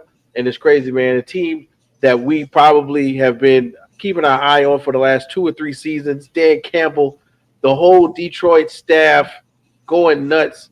And then somehow, some way, we got to look at the other side of the coin and go, Kansas City again? You know what I'm saying? But hey, look, when you're good, you're good. When you're hot, you're hot. When you're not, you're not. And on the back end, of course, we got some great matchups going on when we look at Buffalo and Denver. Of course, my Steelers are going over here to the Ravens. We got good old Thunderbolts. We got are the Chargers going to charge in Houston one more time? What will happen right here with LA and the Minnesota Vikings, who laid a goose egg technically the other night against the Detroit Lions, and the young rookie sensation. Shout out to Jay and his Commanders. What's going to happen here and there? There are so many really good first round matchups, boys. I think we might as well start with Coach Joey right there at the top. When we look at Minnesota and LA, this one right here pretty much is labeled a shootout. Anything goes with this one, and I think that's the way Coach Joey likes it. Joe, when you think about your matchup for your LA Rams, what we thinking, bro? How you feel? I'm feeling confident. I'm feeling good. I think we come out on top. We played this team in the regular season. Only 2 teams have beat the Minnesota Detroit Lions. This time around, we have home field advantage. They have to come to LA. I will say we don't have one of the best home fields in the NFL just because it seems like a lot of teams travel and they come show up to our games. But I feel confident. Quarterback matchup, Matthew Stafford is light years ahead of Sam Darnold. He's having a phenomenal season. Sam Darnold is, but I think it's more of he's a product of the system and the weapons around him as opposed to him being the reason why they're being successful. Okay, we've seen Kirk Cousins in this same system last year. looking amazing for the last few years. He was in Minnesota. Comes to Atlanta, he gets benched. Sam Darnold looked flustered against the Detroit Lions defense on Monday Night Football. Sunday Night Football when they're against their matchup. We have a young defensive line. Yes, we're minus Aaron Donald, one of the greatest defensive legends of all time. But we have Byron Young, Braden Fisk, Jared Verse V8, who's my front candidate for Defensive Rookie of the Year, to put pressure on Sam Darnold all night long. Puka Nacua, Cooper Kupp, Kyron Williams, one of the best running backs in the league. I really think that we're going to come out on top. They got us playing on Monday Night Football, so it will be all eyes on us. And I think that we advance to the next round. I like that, man. It looks like you're slated for one of those sneaky comebacks that the Rams like to do. Uncle Bo, these are teams that you oftentimes keep your eye on with the Rams and the Minnesota Vikings out there. I'm sure you got a feeling about this one. When we're looking at this first matchup, man, Rams might squeak their way past the Minnesota Vikings. What do you think? Well, there's definitely a good chance, and some of that stems from Darnold was on crutches after that. So he actually got pretty beat up in there. So if he's not ready to rock, and it ultimately is Mullins or Danny Dimes, they get boat raced. If Darnold is ready to rock, I think they're right. I think it's a shootout, and it'll be fun to watch. As a Seahawk fan, I hope the Rams lose, but they absolutely have a shot, especially if Darnold's injured. Gotcha, man. Okay, Alan, big guy. Okay, real quick. We looking at this first matchup. It's a really good one. Minnesota just laid that egg on TV, and the Rams are known for sneaky victories. What you thinking with this one, bro? There was a stat earlier in the season that I think kind of goes overlooked. Detroit was such a good team early on in the year. A lot of teams, whenever they would play Detroit, no matter what, for some reason, they would always lose the next week. After the week that they played Detroit, they would always lose the next week. I think it was like for 7 or 8 straight weeks that happened. Minnesota was one of those teams. I think it could happen again, actually. I think the Rams at home with a week of rest. I think the biggest thing, though, for the Rams is that Cooper Kupp has to show up. He's been kind of MIA the last few weeks. And I love Puka as a guy who's had him in like 2 fantasy leagues this year. I love Puka Nacua. I love Kyron Williams, too. I think Matthew Stafford, he's been there, done that. He knows how to get it done. But we got to see more out of Cooper Kupp if the Rams win this game. Yeah, man. You know it is Puka and Cooper. You got to see them both in order for it to work. I do like the Rams, by the way. I do like the Rams to win at home. There you go. And Coach Joey likes you, Alan. Thank you very much. Bobby, what we think about the first matchup, bro? What you got going on? Alan's absolutely right. That did happen to the Vikings. Quick quiz. Do you know who the Vikings lost to that next week? The LA Rams. Yeah, and it was the last time that they lost until the final game of the season. This time, I don't think history repeats itself. It's all about rhythm. They've been in rhythm. They know what this is coming. Hey, from Detroit, we're going on the road to LA. Like Joey said, the Rams and Chargers, for whatever reason, LA people suck. They don't have the greatest home field advantage, so there's going to be a lot of purple and yellow in that stadium, and it's sure to be loud. I'm with Bo. The whole game rests on Darnold's health. If he's able to go, and I believe if the Vikings can survive the jitters of the first quarter, because you're gonna have, this is now. Last week was the biggest game a lot of those guys played in their career. This week is now the biggest game that those guys are going to have in their career. If they can survive those first quarter jitters, I like the Vikings to win a close one and redeem themselves. Remember that first game they played earlier this year came down to basically the Vikings shot themselves in the foot at the end of the game. So if the Rams don't get them out of there quick, yeah, I like the Vikings to actually win. And low key, man, to be honest with you, I'm somewhere in the mindset that Sam Darnold if capable of it, it's kind of one of those games where, hey, we're not going to let it happen twice in a row. I'm wondering if the Rams are going to pull this one out, man. That old gunslinger over there, Joe, your boy, he still got it. He still looks good. He And still rematches are hard to win. yeah, but yeah, exactly. But rematches are hard to win. So, all right, guys, let's go ahead and get to the next one. Pow, we throw it up. Hey, look, if we gonna talk Commanders, I think we gotta bring in one of our guys. And of course, he's been here the whole time. He's been, on backstage. We gotta bring in JDLIC. Jay, what's really good, bro? We got to talk about these Commanders, so that means we gotta bring you in, Jay. Um, you've been talking about your quarterback, possible Rookie of the Year recipient, offensive Rookie of the Year recipient. Let us know how you feeling with this one. I mean, so far he's been phenomenal when he basically gets a second chance at a team. So hopefully he holds, that holds some weight. Um, eh, as far as the loss, which was our first game of the season, a lot has changed since then. Um, their defense probably is not as stout as they were back at that time. And I feel when it comes to this game, it's gonna basically come to which defense plays better. Like seriously, which defense plays better because we're talking about what we're respectively fourth and fifth as far as scoring um offensively. So it's like which defense is gonna play better. I'm looking for my team to play better because I just think we went from the beginning of the season, I guess our identity was a team that gives up a lot of yards and oh man, you can throw a lot or you can run a lot, you could throw a lot on them, and then all of a sudden that narrative changed. And then now they start saying, oh, okay, well, you could run the ball on them. That's what you do. You run the ball on them.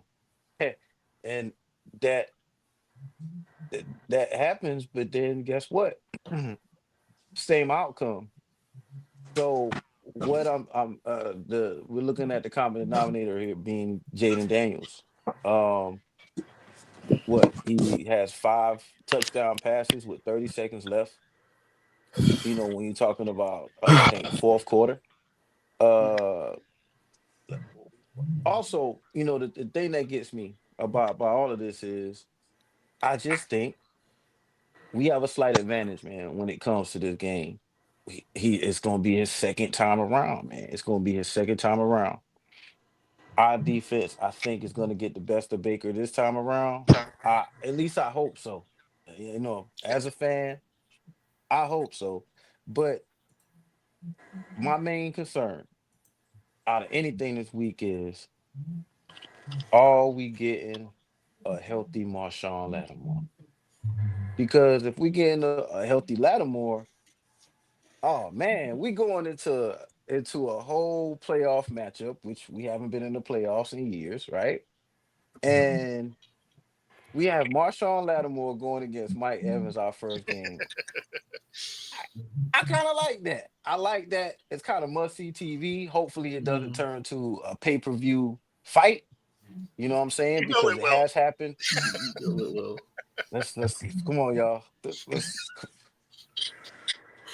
I just hope they're both not all amped up, and I hope they don't both take each other out of the game. I hope it's a competitive game.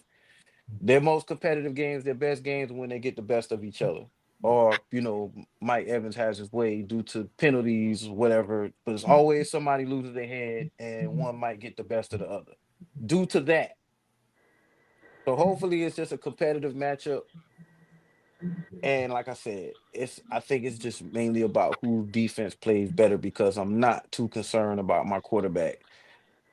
If we're in, it's a close game, I'm not worried.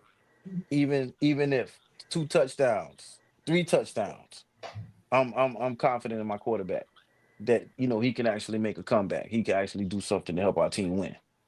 So it's about the defense. I think again to wrap it up. our defense,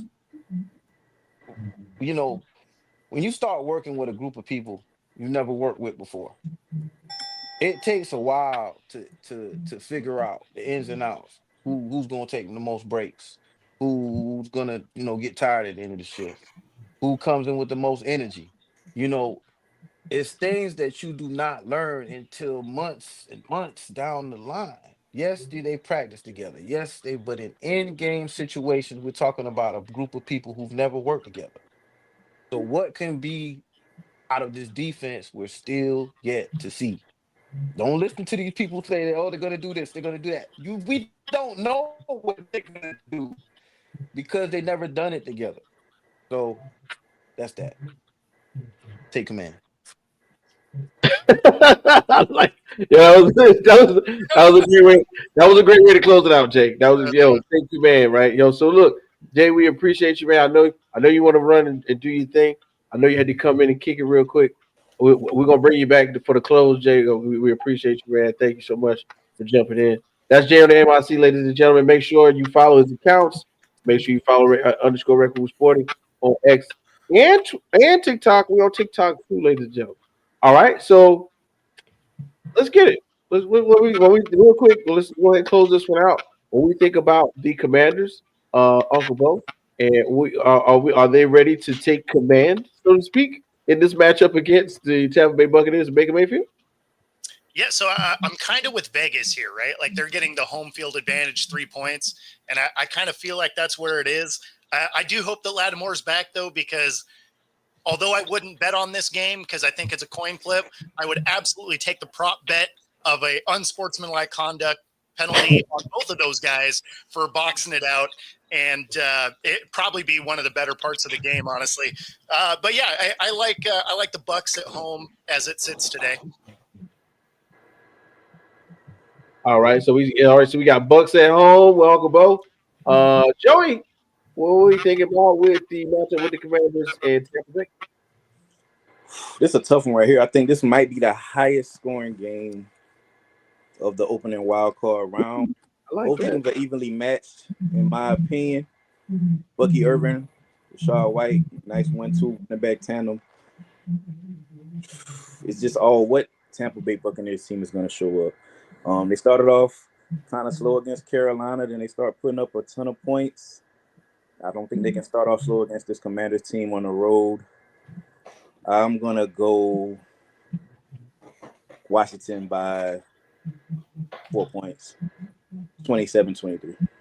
Ooh, man. Okay. Bobby G, what you think about, man? Commanders taking command? The swashbuckling Buccaneers. I'm going with history. Only 6 rookie quarterbacks in the history of the NFL have won their first playoff game. I don't think any have won on the road, and that's a phrase that scares me.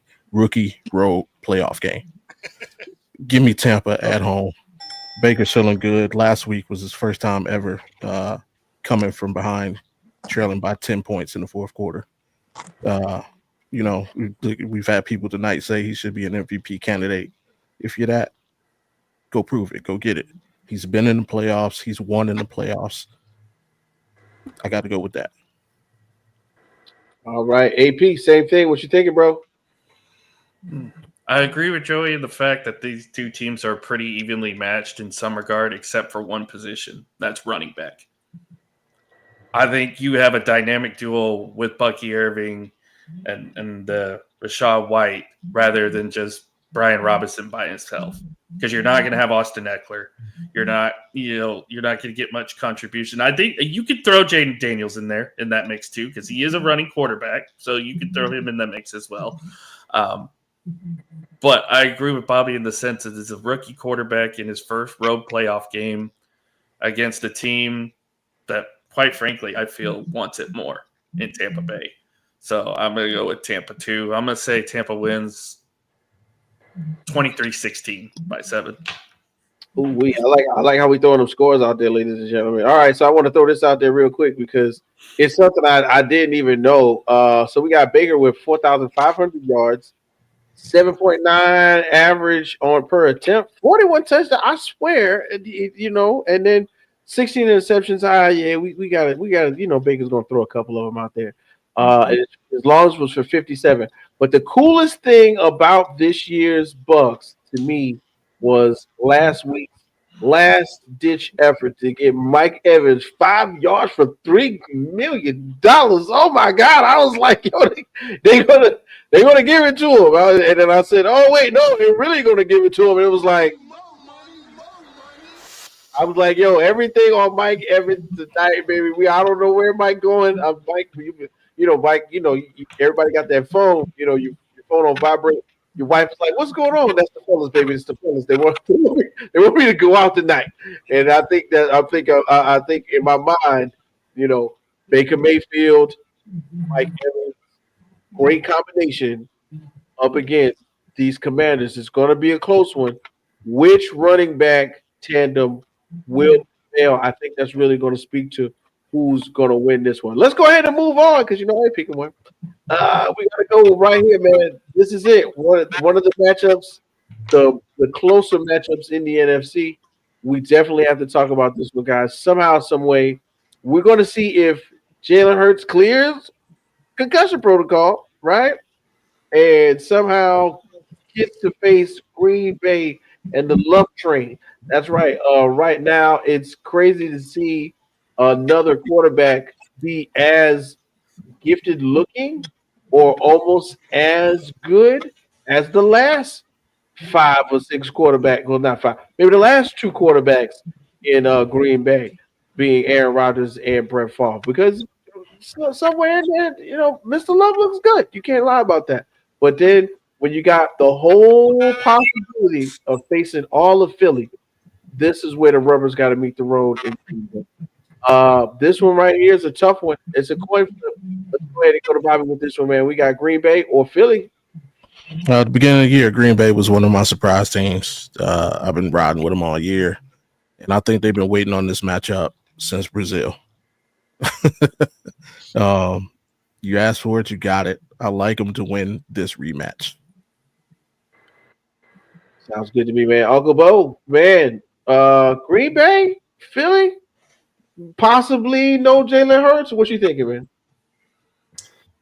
Yeah, so it hurts from what I've heard is, although listed on concussion protocol, has essentially cleared it. So he does sound like he's going to be available. Whereas Love does have an elbow injury, which could be a real problem. And then Willis injured his thumb during the last game. So I think this is going to be a Philly parade coming down this one. Oh man. All right. We got AP Allen. When it comes to Green Bay and those Eagles, we flying or we cheesing? Which one, bro? Well, me personally, I'm rooting for the Meteor because I hate both of these teams equally. I have a soft spot, of course, for Jalen Hurts because he is a former Sooner quarterback. So, but I think Philly does win this game, but it won't be on the back of their offense. It'll be on the back of their defense. Their defense has been playing so well the last few weeks. So I'm going to say Philly wins a low-scoring game against Green Bay. No, Tanner, I never will be. Fuck them damn Eagles. But if you had to put a gun to my head, I would say Philly wins a low-scoring game because of their defense. Philly wins a low-scoring game. That's Tanner? Yeah, that's Tanner. Okay. See, I was sad that he jumped out so soon because I wanted to talk about his, Chiefs sandbagging so that the Bengals can't get in. Oh man, yeah, okay. Shout out to my guy Ted, man, in the building. Oh man, they'll lose to Denver in the second round. I got. Whoa! It's crazy. We got people in the back. Oh man. Whoa! Wait a minute, ladies and gentlemen. We're gonna do the next game. Person in the back, you know who you are. When we switch sides, we're gonna bring you in. Okay, please be prepared. I know you got a lot to say. Shout out to your coach being fired. Anyway, we're gonna continue. So right now, as we look forward to the AFC side, right? We're going to bring in one more guest, ladies and gentlemen. This is crazy. I cannot believe it. It looks like we're having somewhat of a rec room reunion. This guy is one of our original podcasters. He held us down in the Honeycomb Hideout. Somehow, some way, even in a small town in South Carolina, he became a Jaguars fan. One of the best DJs, if not the best DJ in the state. T-Sweat, ladies and gentlemen. T-Sweat, what it do? What's up? What's up, everybody? What's up? What's up? Sad. What's up, playoff people? Right, well, hey, look, we're gonna What is that? now we got a whole slew of people. We're gonna jump right in. So look, right at the top of the AFC picture, you guys. We know, real quick, we got the Texans and the Chargers. Are the Chargers going to charge, or are we going to see the Houston Texans take that next step to possible ascension into the tops of the AFC rank? Let's go ahead and jump it off, man. Bobby G, what you thinking, man? I've been against the Chargers all year, and Jim Harbaugh's improved me wrong. Like I might drive out to LA and beat them up before the game. But no, I usually like to lean on the side of experience. CJ Stroud, they've been on playing, but they've not been the same team since Tank Dell got hurt. CJ Stroud definitely hasn't been the same quarterback since he got hurt.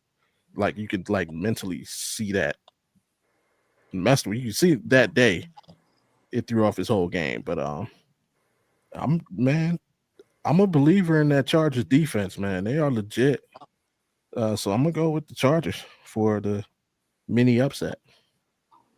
Hey man, when you got one Harbaugh, you got to take them all. So shout out to you thinking about the Chargers right there, man. We got T Sweat in the building, man. T Sweat, go ahead and let's jump in on this very first matchup. You see right here at the top, we got the Chargers and the Houston Texans, man. When we think about the Chargers and Texans, real quick, who you got? I think probably the Chargers. Harbaugh got that team playing, together. Like he was saying, like Bobby G was saying about the Houston Texans. It just, I think with the Stroud situation, I think it's just a second year slump. They got a lot of film on them now, so that's showing right now. They won a division, but all our teams weren't even playing good this year. So, I don't even want to root for them because I hate the Texans, but probably the Chargers. Probably the Chargers. Okay.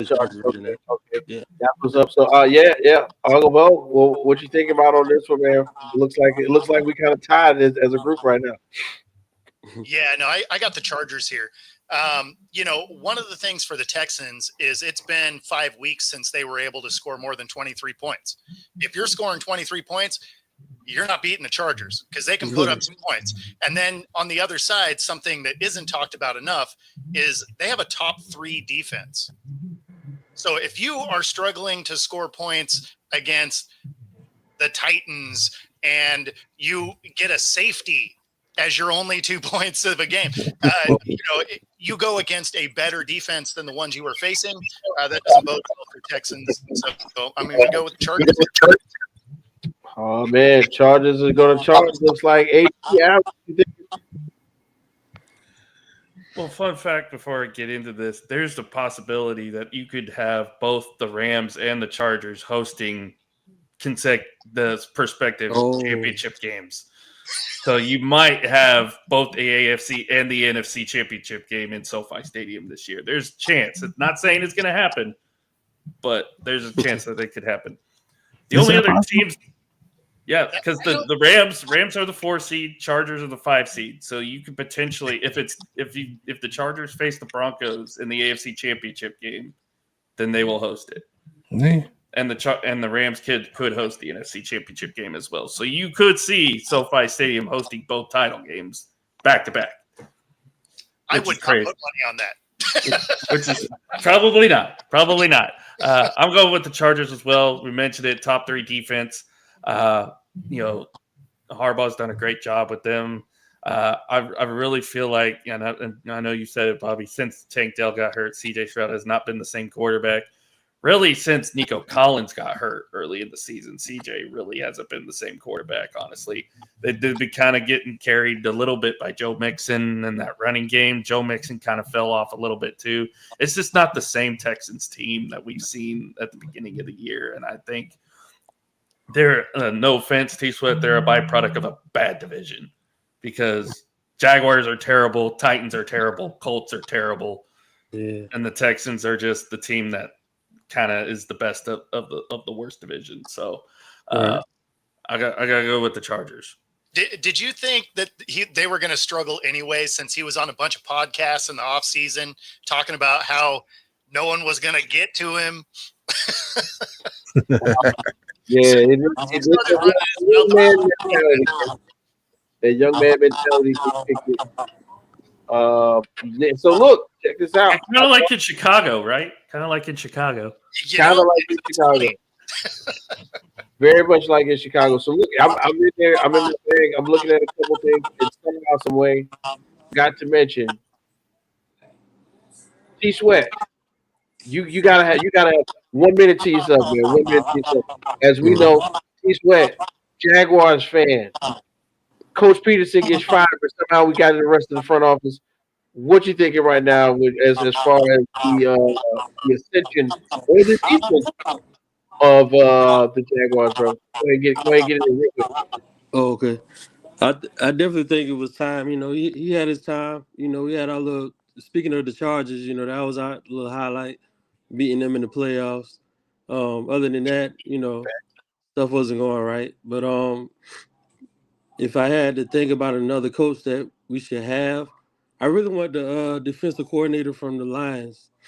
I feel like if we can get somebody like him, you know, his work shows. If you can get somebody like him, I think we'll be all right. We need we need something on the defense. You know, Jaguars. I know everybody loves offense, but you know, I think defense wins championships. If we got a nice defense, unquestionable defense, then everything else comes into play. But that's how I feel about the Doug Peterson thing. I even think that he knew he was going to get fired. You know, I think he even understands what's going on. But you know, next man up. I just hope it's somebody good. That's all. Hope it's somebody good. I'm gonna say this to you real quick. Brian Thomas Jr. That is all, ladies and gentlemen. Look good. He lost me some money last week, but that's my dog, and that's LSU, man. LSU, baby. That's right. LSU all day. We breathe on receivers. T-Sweat, we appreciate you. We know we're gonna bring you back in for the end of the show. Just wanted to catch you in and make sure you drop that knowledge for the Jaguars. Appreciate it. We're gonna run you out. We're gonna bring you back. We're gonna keep it moving. Thanks, Sweat. Appreciate you for showing up. Sure. It's the Rec Room reunion, baby. My brother. All right, now we're gonna keep it moving, fellas. So we're going into the next matchup. Oh yeah, we might as well go ahead and do it, right? Steelers, Ravens in Baltimore. Oh man, here we go.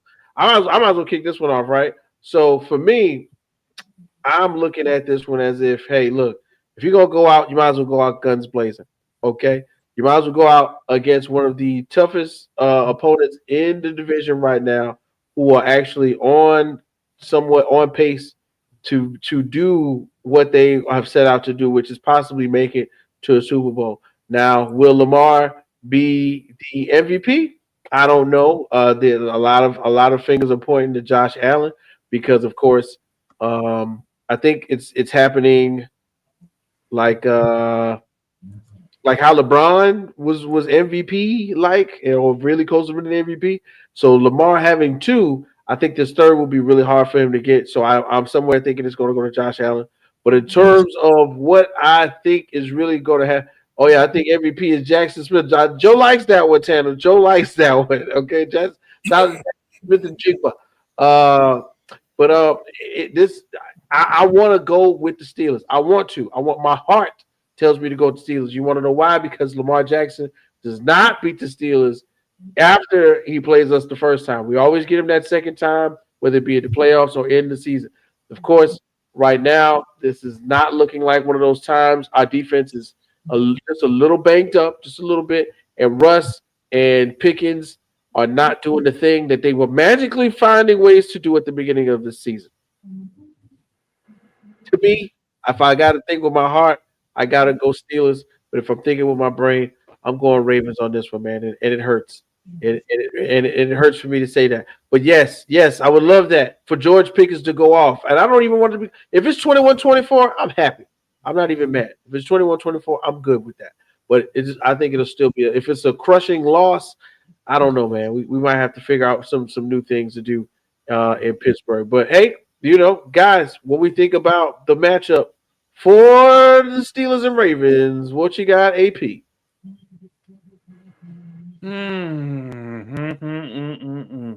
Sorry, Whip. Ravens are going to boat race the Steelers right out of Baltimore. It ain't even going to be close because you mentioned that Lamar is probably not going to win the MVP.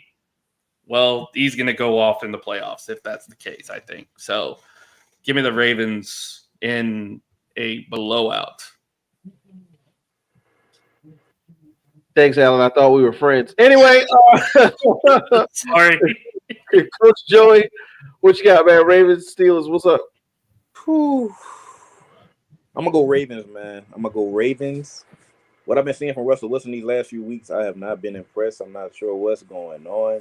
To be honest, I would be starting just this game. All a better chance. Then with his legs, a little bit better than what Russ can. But I think y'all going to end up going with Russ. Run game with Jalen Warren and Najee Harris hasn't been improved, but I just don't think y'all have enough for Baltimore. Derrick Henry, Zay Flowers, Rashad Bateman, Isaiah Likely, Mark Andrews, Lamar Jackson, and Cummings. They're going to do a lot of damage. But if Pittsburgh can find some way to ugly this game up, like the first time y'all played when Boswell kicked all the points, y'all can have a chance. I don't see that happening because the defense is banged up. So Baltimore 34-14. 14. We can't get 21. Come on, man. Come on, man. Tell me we can get 21, man. I was being nice. Y'all might not score a touch. I mean, y'all Boswell might go get the points, but get y'all. Yeah, so I got the Ravens here. I mean, you got you got a couple of things that are really going against the Steelers. One of the biggest ones is down the stretch. They have really fallen into losing the turnover battle each week, something that they were excelling at early in the year. I mean, in fact, they finished the season still really high in the turnover battle as far as differential. But if you look over the last few weeks, they've lost that turnover battle. And then you have Russ, who, for whatever reason, has got back to cooking Pop-Tarts and hot dog water. And they need to really lean in on the run. But every time they let Russ cook, it starts to burn that kitchen down. So I'm going to go with the Ravens win at home. Ah, man, Bobby G, man, bring it on home for us. I know you're gonna keep it real with me, so I'm just gonna go ahead and prepare for it. I'm gonna keep it. I got no choice but to keep it on it. And I'm a historian, and I'm a buff. You tell me when you've been, and I'll show you where you're going. And the regular season was the preseason. Don't get it twisted. Russell Wilson wasn't brought here to win regular season games. Mike Tomlin wins regular season games. He's got no problem. He was brought here because he's the only quarterback in that game that has one of these. He was brought here to win playoff games. Don't get it twisted. Secondly, 4 times Ravens and Steelers played in playoffs. Know how many Ravens have won? 1. The Steelers are going to win this game. Sorry to let you know.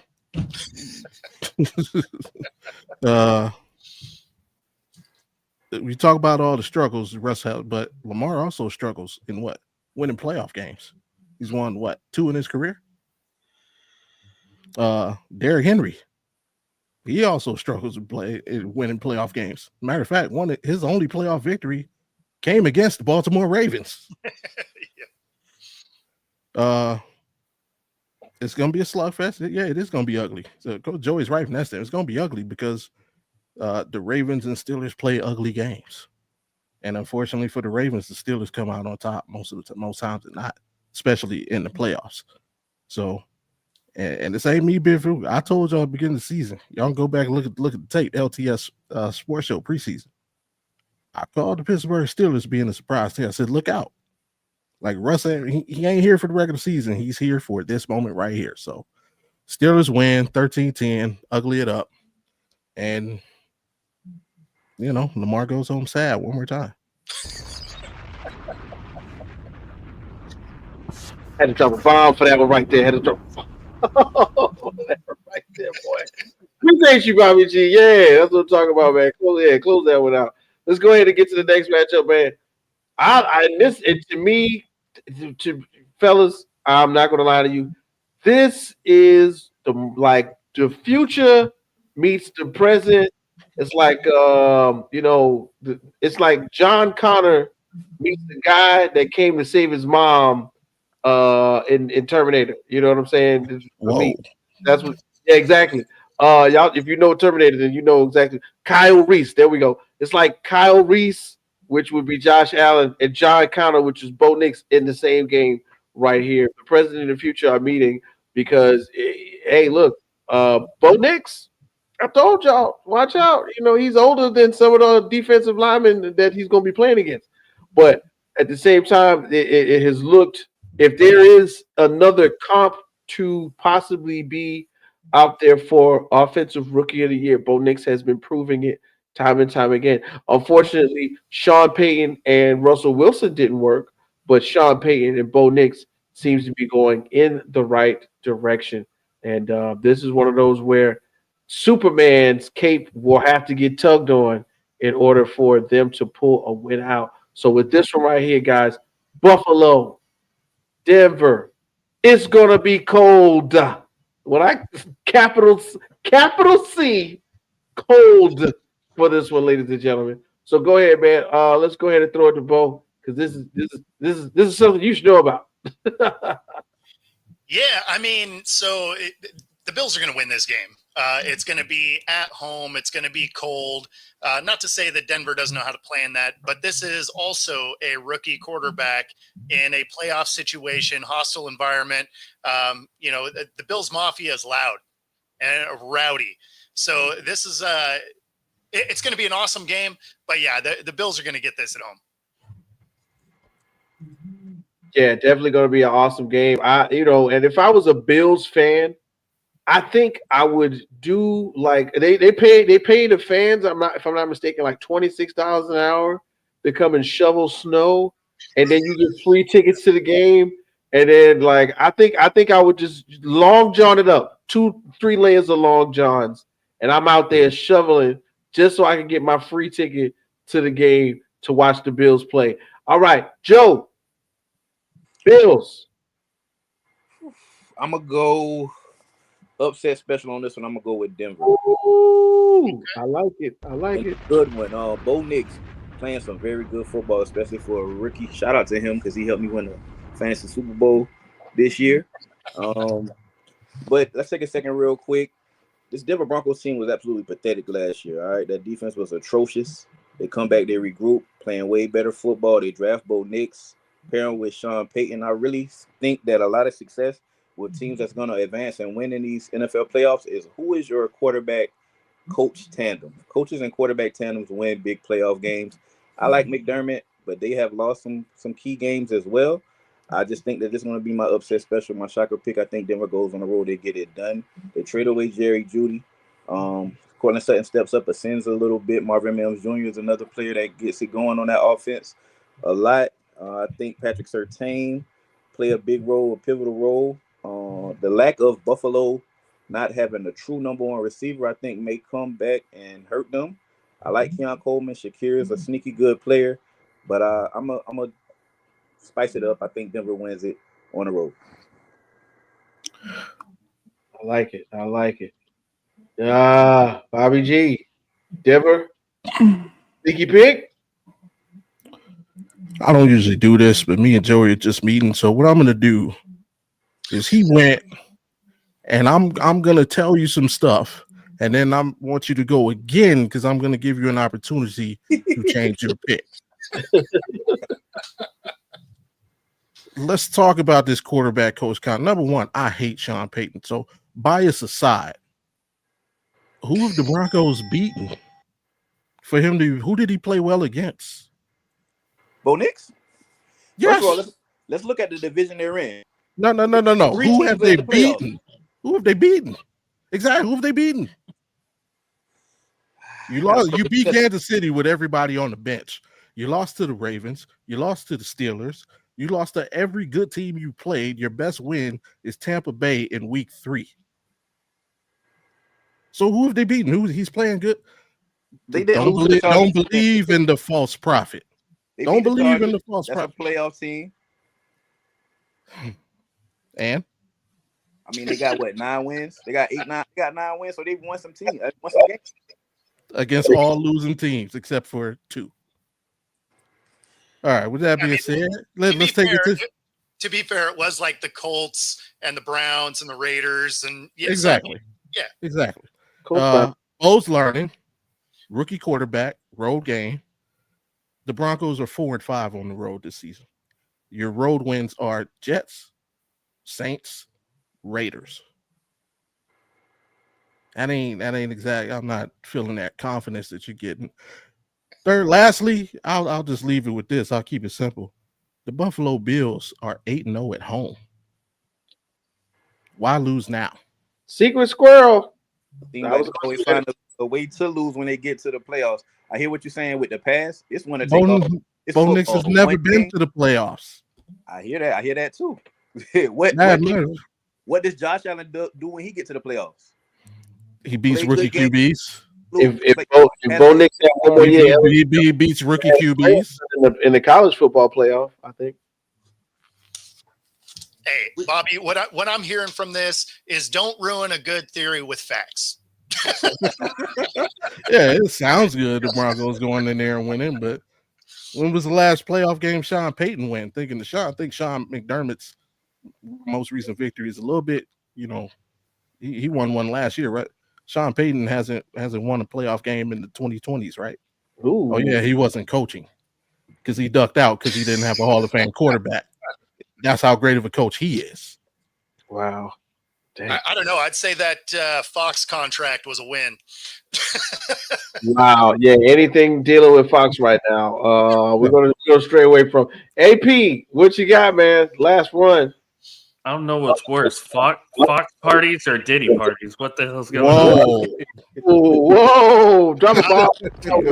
Still Diddy parties because the Fox parties sound like they were consensual. Wait a minute, Bo. You sound like you're talking from experience. What's going on here? I didn't get invited to any of those. So yeah, that was a good one. But look, 1.5 million to make it do a little something strange, apparently. But go ahead. Jesus. I'm going with the upset too. I'm going Denver as well. AP. I don't know. Something is telling me, I get it. Josh Allen's won every home game he's played this year. The last 2 home games have been suspect, though. You should have lost to New England, a team you had no business even being in a game with. So there's that. 2, I like Denver's defense a lot. I think they can give Josh Allen fits. The last time Josh Allen played a pretty good defense, he struggled. So I don't think it's out of the realm of possibility that Denver, even with a rookie quarterback, can go on the road and beat the Buffalo Bills in Buffalo. We've seen it happen before. What was it? 2 years ago in a snowy game against a team they were supposed to beat in Joe Burrow and the Bengals, and they got boat raced out of their own building. Oh, by the AFC champion? You mean the team that went on to win the conference? That team? Yeah. There's lots of shame in winning than losing to that team. As a matter of fact, recently the only teams that beat them in the playoffs have ended up in the Super Bowl, right? I mean, yeah. No. What point? Stranger things have happened. So I think we'll see an upset.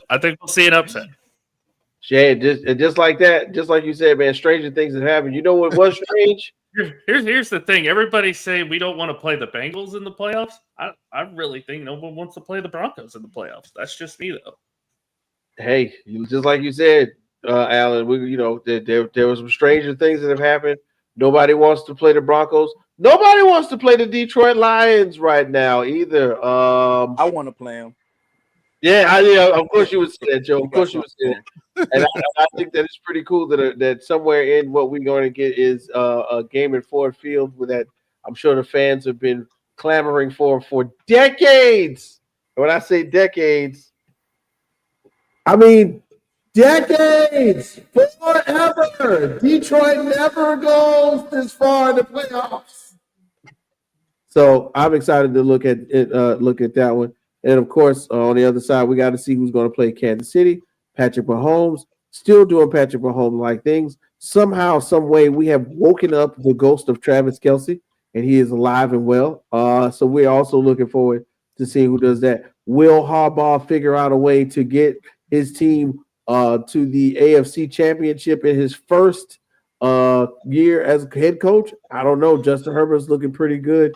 And of course, these kind of stats where you're doing 3,870 yards, 23 touchdowns, 3 interceptions, crazy numbers when you got that guy in your ear, man. So I'm excited to see about this one, guys.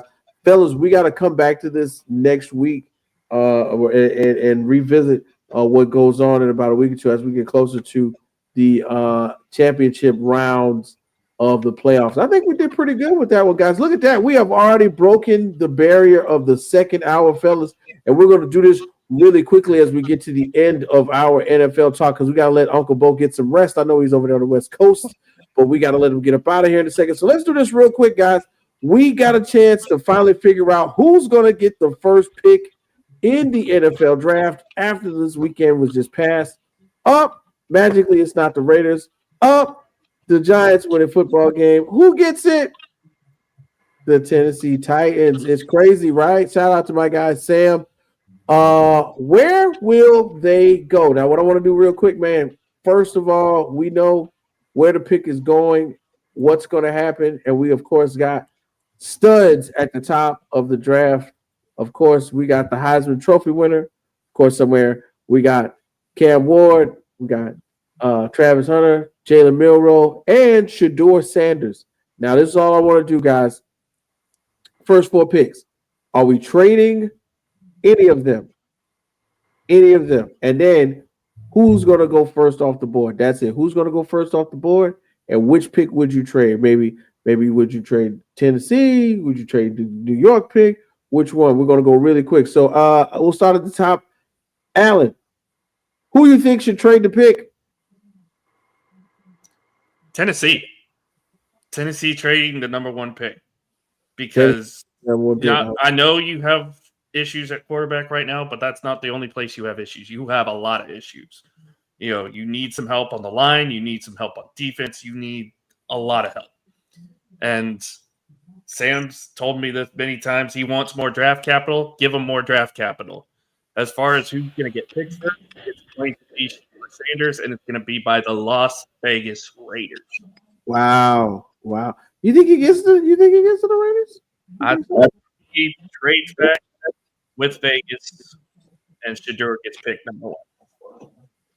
Got you. Okay, I like it. Joey, top of the draft. Who do you think is going to trade the pick? If anybody trades, it's New England. New England has a history of trading back. They already have their quarterback for the future in place, and they like him in Drake May. So if any team, I believe, trades back, it'll be New England, and they'll get a king's ransom for that pick that they have. All right, and then who's you thinking the first quarterback off the board? Cam Ward. Titans going to select Cam Ward number 1. They won't trade that pick. They have not hit on a quarterback since Steve McNair. Even though Vince Young did win Rookie of the Year, I mean, it didn't pan out with him. All right, they selected Malik Willis, bust. Young man, they selected Will Levis, bust. They cannot afford to draft any other position besides quarterback. They cannot trade back. They have to take the opportunity because next year it's not a lot of good quarterbacks that are going to be coming out as comparable as what is in the draft this year. And I do think Cam Ward slightly gets the edge over Shador. Oh man, Uncle Bo, man. First off, who do we think should trade the pick? So I actually agree that the Pats should probably trade back. They have their quarterback. They seem to like him, even though for some reason they didn't like their coach anymore. But they need a lot of pieces. And then the Browns move up, and only because it makes me laugh, they're gonna trade up to then get Ewers, just because they're gonna find a way to fumble the number 1 pick. Because they have this jersey with 4,000 quarterback names and it needs one more. Yes. They have to mess it up one more time. It's got to be. Bobby G, what we think about trading the pick? Who would and your Cleveland Browns are up there at the top. Who do we think should trade the pick, bro? Well, one, I'm going to say I'm going to disagree and agree with Coach Joey at the same time. I'll tell you why. And Bo's not all the way wrong. No, hey, you know, I got people out there in the ether in the multiverse, and you know, sometimes they tell me stuff, and sometimes I just be speaking stuff into fruition. The team that's going to trade, the Tennessee Titans are going to trade the pick. They're going to trade down from number 1. They're going to trade down from number 1 to number 2 because the Browns are going to trade up. Drew Aller is going to declare for the draft, and the Cleveland Browns are going to pick him. And in order to ensure that they get him, they're going to trade up. Ooh, whoa! Remember, Drew Aller. When he declares, he will be QB1 in this draft. Our owner trying to build a $2 billion dome. You can't open up a new stadium if you got nothing to open it up for. Yeah, Myles Garrett is one of the greatest defenders to ever play this game, but we all know QB sell tickets. Drew Aller is a local kid. He's from Cleveland. He actually wants to be a Brown. Wow. They're going to make it happen. Don't think. Look, remember, he decided he was going to stay when the Browns were supposed to be good. Well, now we have a high draft pick, and what are you hearing? Oh, I may enter the draft. I mean, do the math, you know. Local kid does good. Local kid sells tickets in a new stadium. So I don't know. That doesn't feel like a Browns thing. It feels more like it'll be Pauly Shore and Biodome. Yeah, that doesn't sound correct, right? Yeah, no. Let's get some. Who traded up to draft Johnny? Listen. Let's get Travis Hunter, even though we don't have a quarterback. How about bring Travis to Cleveland? But I'm gonna stick by you guys. Someone in that top 2 is going to trade. Then that top 3, I think, is going to trade that pick for sure. And it's not. It's going to just be for draft capital. And it makes sense to say New England because they, even though we're talking trash about them, they like Drake May, but Jalen Milroe is in the back, waiting for them to say, "Give me a chance." Okay, just waiting. And that's just my opinion. You know, hey, look. Jalen Milroe can't complete a pass against Oklahoma. He can't. Who needs him to do anything but be athletic right now? We need athletes. You know who's an athlete? Bo Scadaboo's an athlete. He threw a pass and it got completed. Why? Okay. So I think Jalen Milroe could do the same thing. All right. That's what they need right now. We need excitement in New England. We don't need quarterbacks. We need excitement. But I agree with Bobby though. It's a crazy coincidence if Allen does declare for the draft. Man, I think this was great, guys. NFL somehow, some way, we wrapped it up in about an hour and a half. We did really good. Uncle Bo, once again, we appreciate you for hanging out. What you got going on for the rest of this week, big guy? Yeah, it's just my daily show on Roku, and then a bunch of guest spots. It's a busy time of year. Right? Yeah, man, it's crazy, right? When you was like messaging me back, he was like, "Yeah, man, I got like 4 other shows to do, but I'll make time for you guys." I was like, "Yes, that's what I'm talking about right there." My brother is committed. He's a hard working man, yo. So give it up for Uncle Bo Craft, one of the hardest working men in football podcast. And bro, we thank you, man. And we're gonna get back with you when we see what happens with this week's game, man. Thanks again, bro.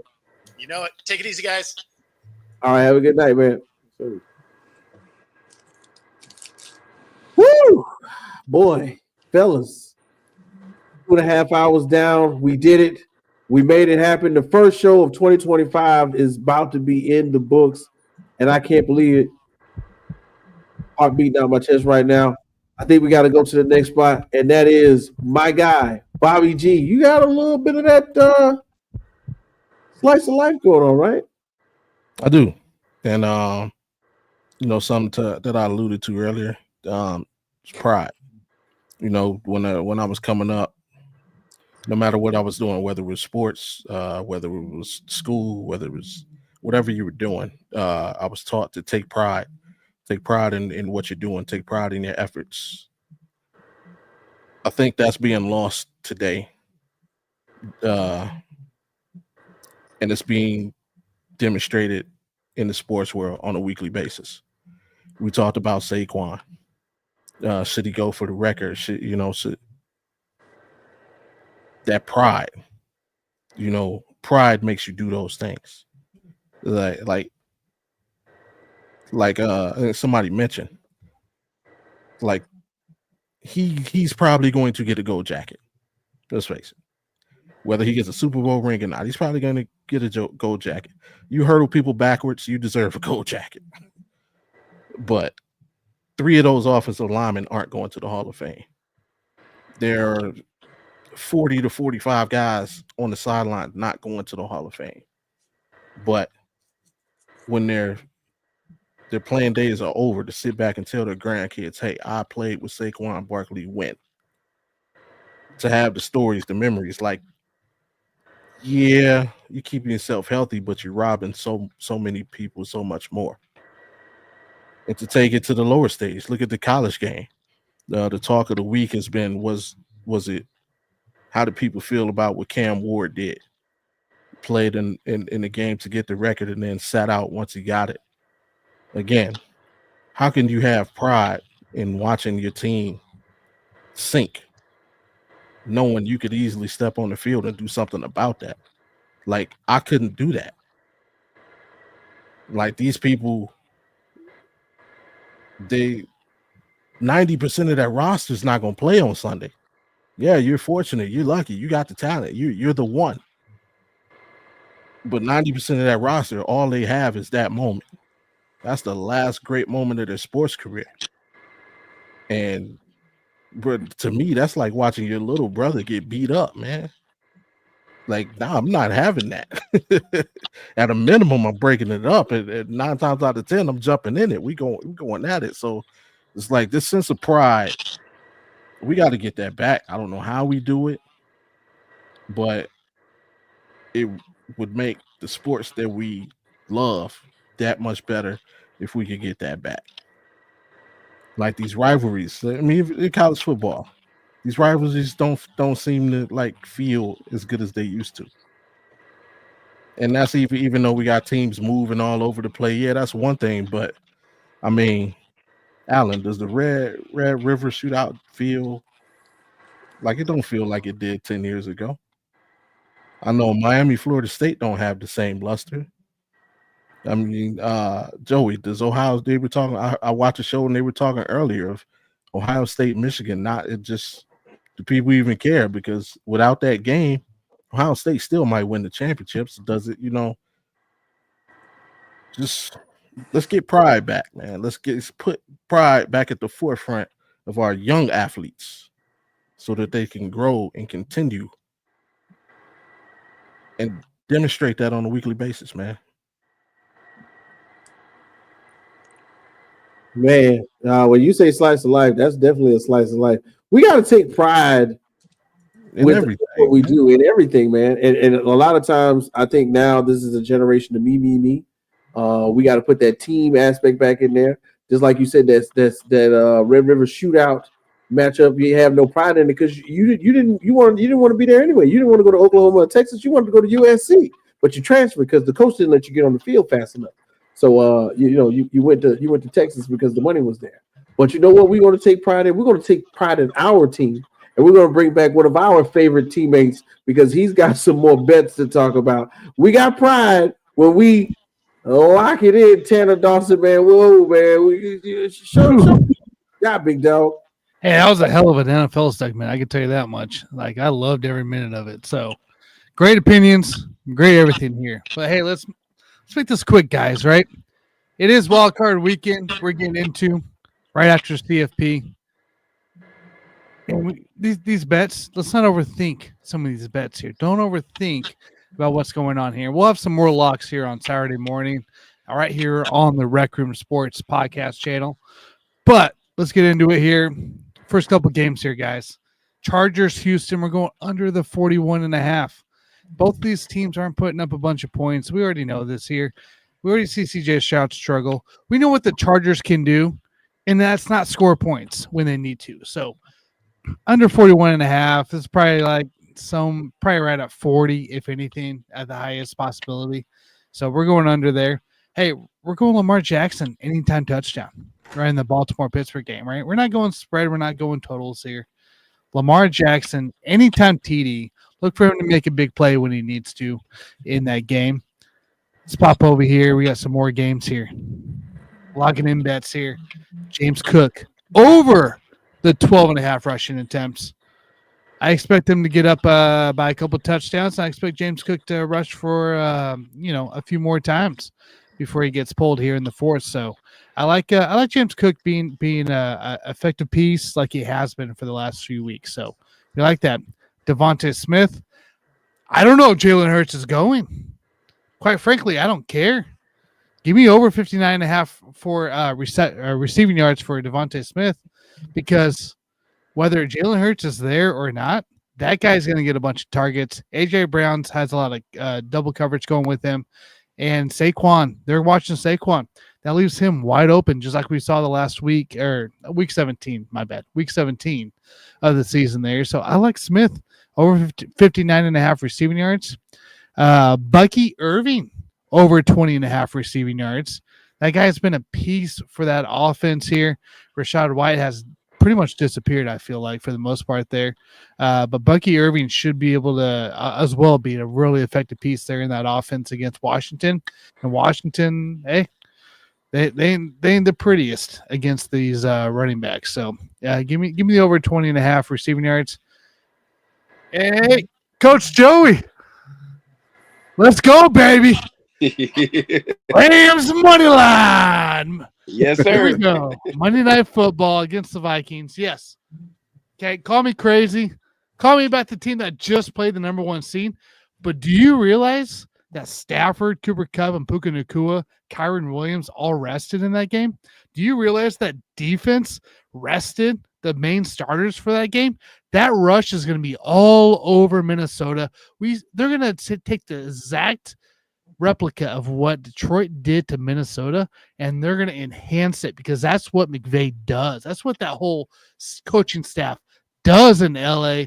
And quite frankly, to me, Rams, they might be more of a surprise than we think here. So give me the Rams money line on Monday night, because I'm not fully bought in Minnesota. Granted, they play for the 1 seed. I'm not fully bought in, but guys, that is what can I say? Oh wait, no, that's too solid. That's too solid.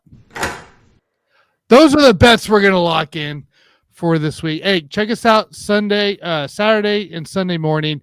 We will have some more player prop bets. We will probably talk some spreads, some first half bets as well this weekend here. Alan will be joining me. Scott Cobb will be there as well. We will have some great bets for you guys to really discuss, and we'll really hit it up here. We'll give you a few other sports there, but mainly focusing on the NFL slate this weekend, because it is wild card weekend on that. So, and I appreciate Bo leaving, because I did not want to get into a Cincy Chiefs conversation. I've already had that throughout the week. I mean, we talked about this. It's super wild card. I'm going to leave it right here, man. I'm going to leave it right here. Talk about a fan base that lives in the past and knows the past. That's the only fan base I can ever find. So That's what I got, guys. Make sure you guys lock it in. Check us out Saturday morning, Sunday morning, right here on the Rec Room Sports podcast here at _Rec Room Sports. If you look up us on the YouTube tag there. So, hey man, Alan, not Alan, but Tanner, I love how you took pride in dropping them last bets right there. Appreciate you, big guy. See you on the next show, man. You know it. Appreciate you guys.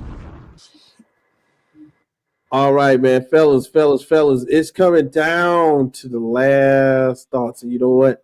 We're going to do something real quick. Hey, man, real quick, got to throw it to my boys. Bobby G, we appreciate you, man. Thank you for that slice of life. We're gonna remember to take pride in what we do. And AP Alabama, my guy, we appreciate you as always, man. Once again, man, Joey, you back? And look at this right here, man. Wow, it's crazy. The Rec Room Sports Crew all together now. And somehow, some way, these are our last thoughts. Jay, what's going on, man? What you got going on, bro? Oh, you on mute too. On mute. My fault. I am on mute. I was sitting back here. Yeah, that's my thoughts, man. Shout out to my man, T Public, Public Tees, man. Yeah, I have a group of artists, man, that I get my shirts from, and this is the one. Sad part is I don't, I should have read, and this is actually the back of the shirt. That's why I actually have it out like this, and I didn't know the back print shirt. Not, yeah, this is the actual. Well, you can't see. I'm sorry, but yeah, the front. There's nothing on the front, and yeah. So, but anyway, man. I mean, I'm just excited, man, for the playoffs. The season seemed like it started 2 weeks ago. You know what I'm saying? But here we are. Here we are, man. Sorry, about your Jags, Trevor. It's all good. That's something I'm used to. I live down here, so my boy, let me tell you, there was cool pandemonium. As soon as I opened my door at my job, the first person, y'all know they fired Doug Pearson. I was like, oh my I god! don't know why they were surprised. The first person in the door, man, was like 65 teeth out of his mouth. He just got a social security check. That's the first thing he said, man. Crazy, man, crazy. But hey, yay, you know what? It's crazy to have the original four on the set one more time, huh? Starting off 2025 right, baby. Yes, sir. Most definitely, man. Most definitely, man. It's a blessing to see that everybody's safe. It's a blessing to see that everybody's here and in good health and somehow, some way. We got some big plans for 2025, so it's great that everybody can be involved. We got friends and family that we can take pride in calling them friends and family. Shout out to Bobby G with that slice of life. Oh, yeah. I like that one. Shout out to AP Allen Parallels once again for coming through, always doing his thing. Uncle Bo and Champ, Undisputed World Champ on IG and Twitter and TikTok. Jay, man, what you got for the back end of the show today? It's been great, man. It's been a great. Excuse me. It's been a nice show. This has been a dope show today, man, for real. But I mean, it's crazy because tried something on the fly and it went this way, which was awesome. And I just can't wait to what we have in store. I wish we could share the news. You know what I'm saying? But let's just keep doing this, man, and then see how it turns out. It's not a We're see working on how. it. It's let's huh? I said we're working on it though. We're working on it. Oh, I mean, nah. I'm saying that in a light way. I mean, we about to, some good things. Yeah, but yeah, it's just fun to see the journey part is great. That's the best way to put it. The journey is awesome and it still is gonna be awesome. You know what I'm saying? Hey, Peace Jam, yo. Just putting that out there. Peace Jam. Peace Jam. But yeah, I mean, I'm just excited. I'm excited about the playoff, excited about kind of going from one sport to the next. Hope April's doing okay.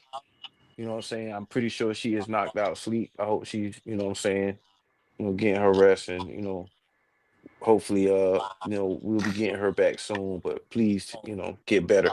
But we're gonna have an awesome time in spring, and then, like I said, I'm just excited. I'm just excited. I got a Yeah, question. go ahead, Which, Jill. which, which one of y'all winning the Super Bowl? Ooh. Browns. I Them damn hear that. I just wanna beat the Bucks. I'm gonna be real. Get a win in for sure. I just want to beat the Bucks, man. I just want to beat the Bucks, shut some people up, you know what I'm saying? And then, you know, I just want to get out of this healthy. Whether we're gonna be a great team and we move on and we be one of those Cinderellas, that'd be awesome. But I want to do it healthy. I just want to do it healthy and move Right. on into the off season, which we're prime in a good spot. Third as far as salary cap, we got like a little over 101 million to spend. So I'm just and the competitor, I want my team to do well, but I know we're doing it. We're overachieving. So I don't want us to crash hard, man. I just want it to be positive either way, man. Either we're gonna play well, win or lose. Just hope we do it healthy. For sure. Yeah, for sure. Listen, man, you said it. Third with $81.75 million in salary cap. I think that's a good way to start the season off, bro. Man, I think we had a great show. It's great to see the whole team all on the screen one more time, man, fellas. We're gonna do the same thing next week. I hope everybody can make it back. Hey, real quick, Wick, tap the Rockies. Tap the Rockies. Cool as ice. There we go. Hey, we gonna hit the outro of the show. It's your boy K Witt. That's Coach Joey. That's JNYC. That's your boy T Sweat. Also known as T Sweat, but you call him T Sweat. Peace out to AP Allen Parallels, Bobby G, Undisputed World Champ, and Uncle Bo for stopping through. And Big Channel. Yeah, hey, shout out to April for hope you feel better too, man. Awesome show. Lock it in. Lock it in with Tanner Dawson this weekend. Tanner, what it do?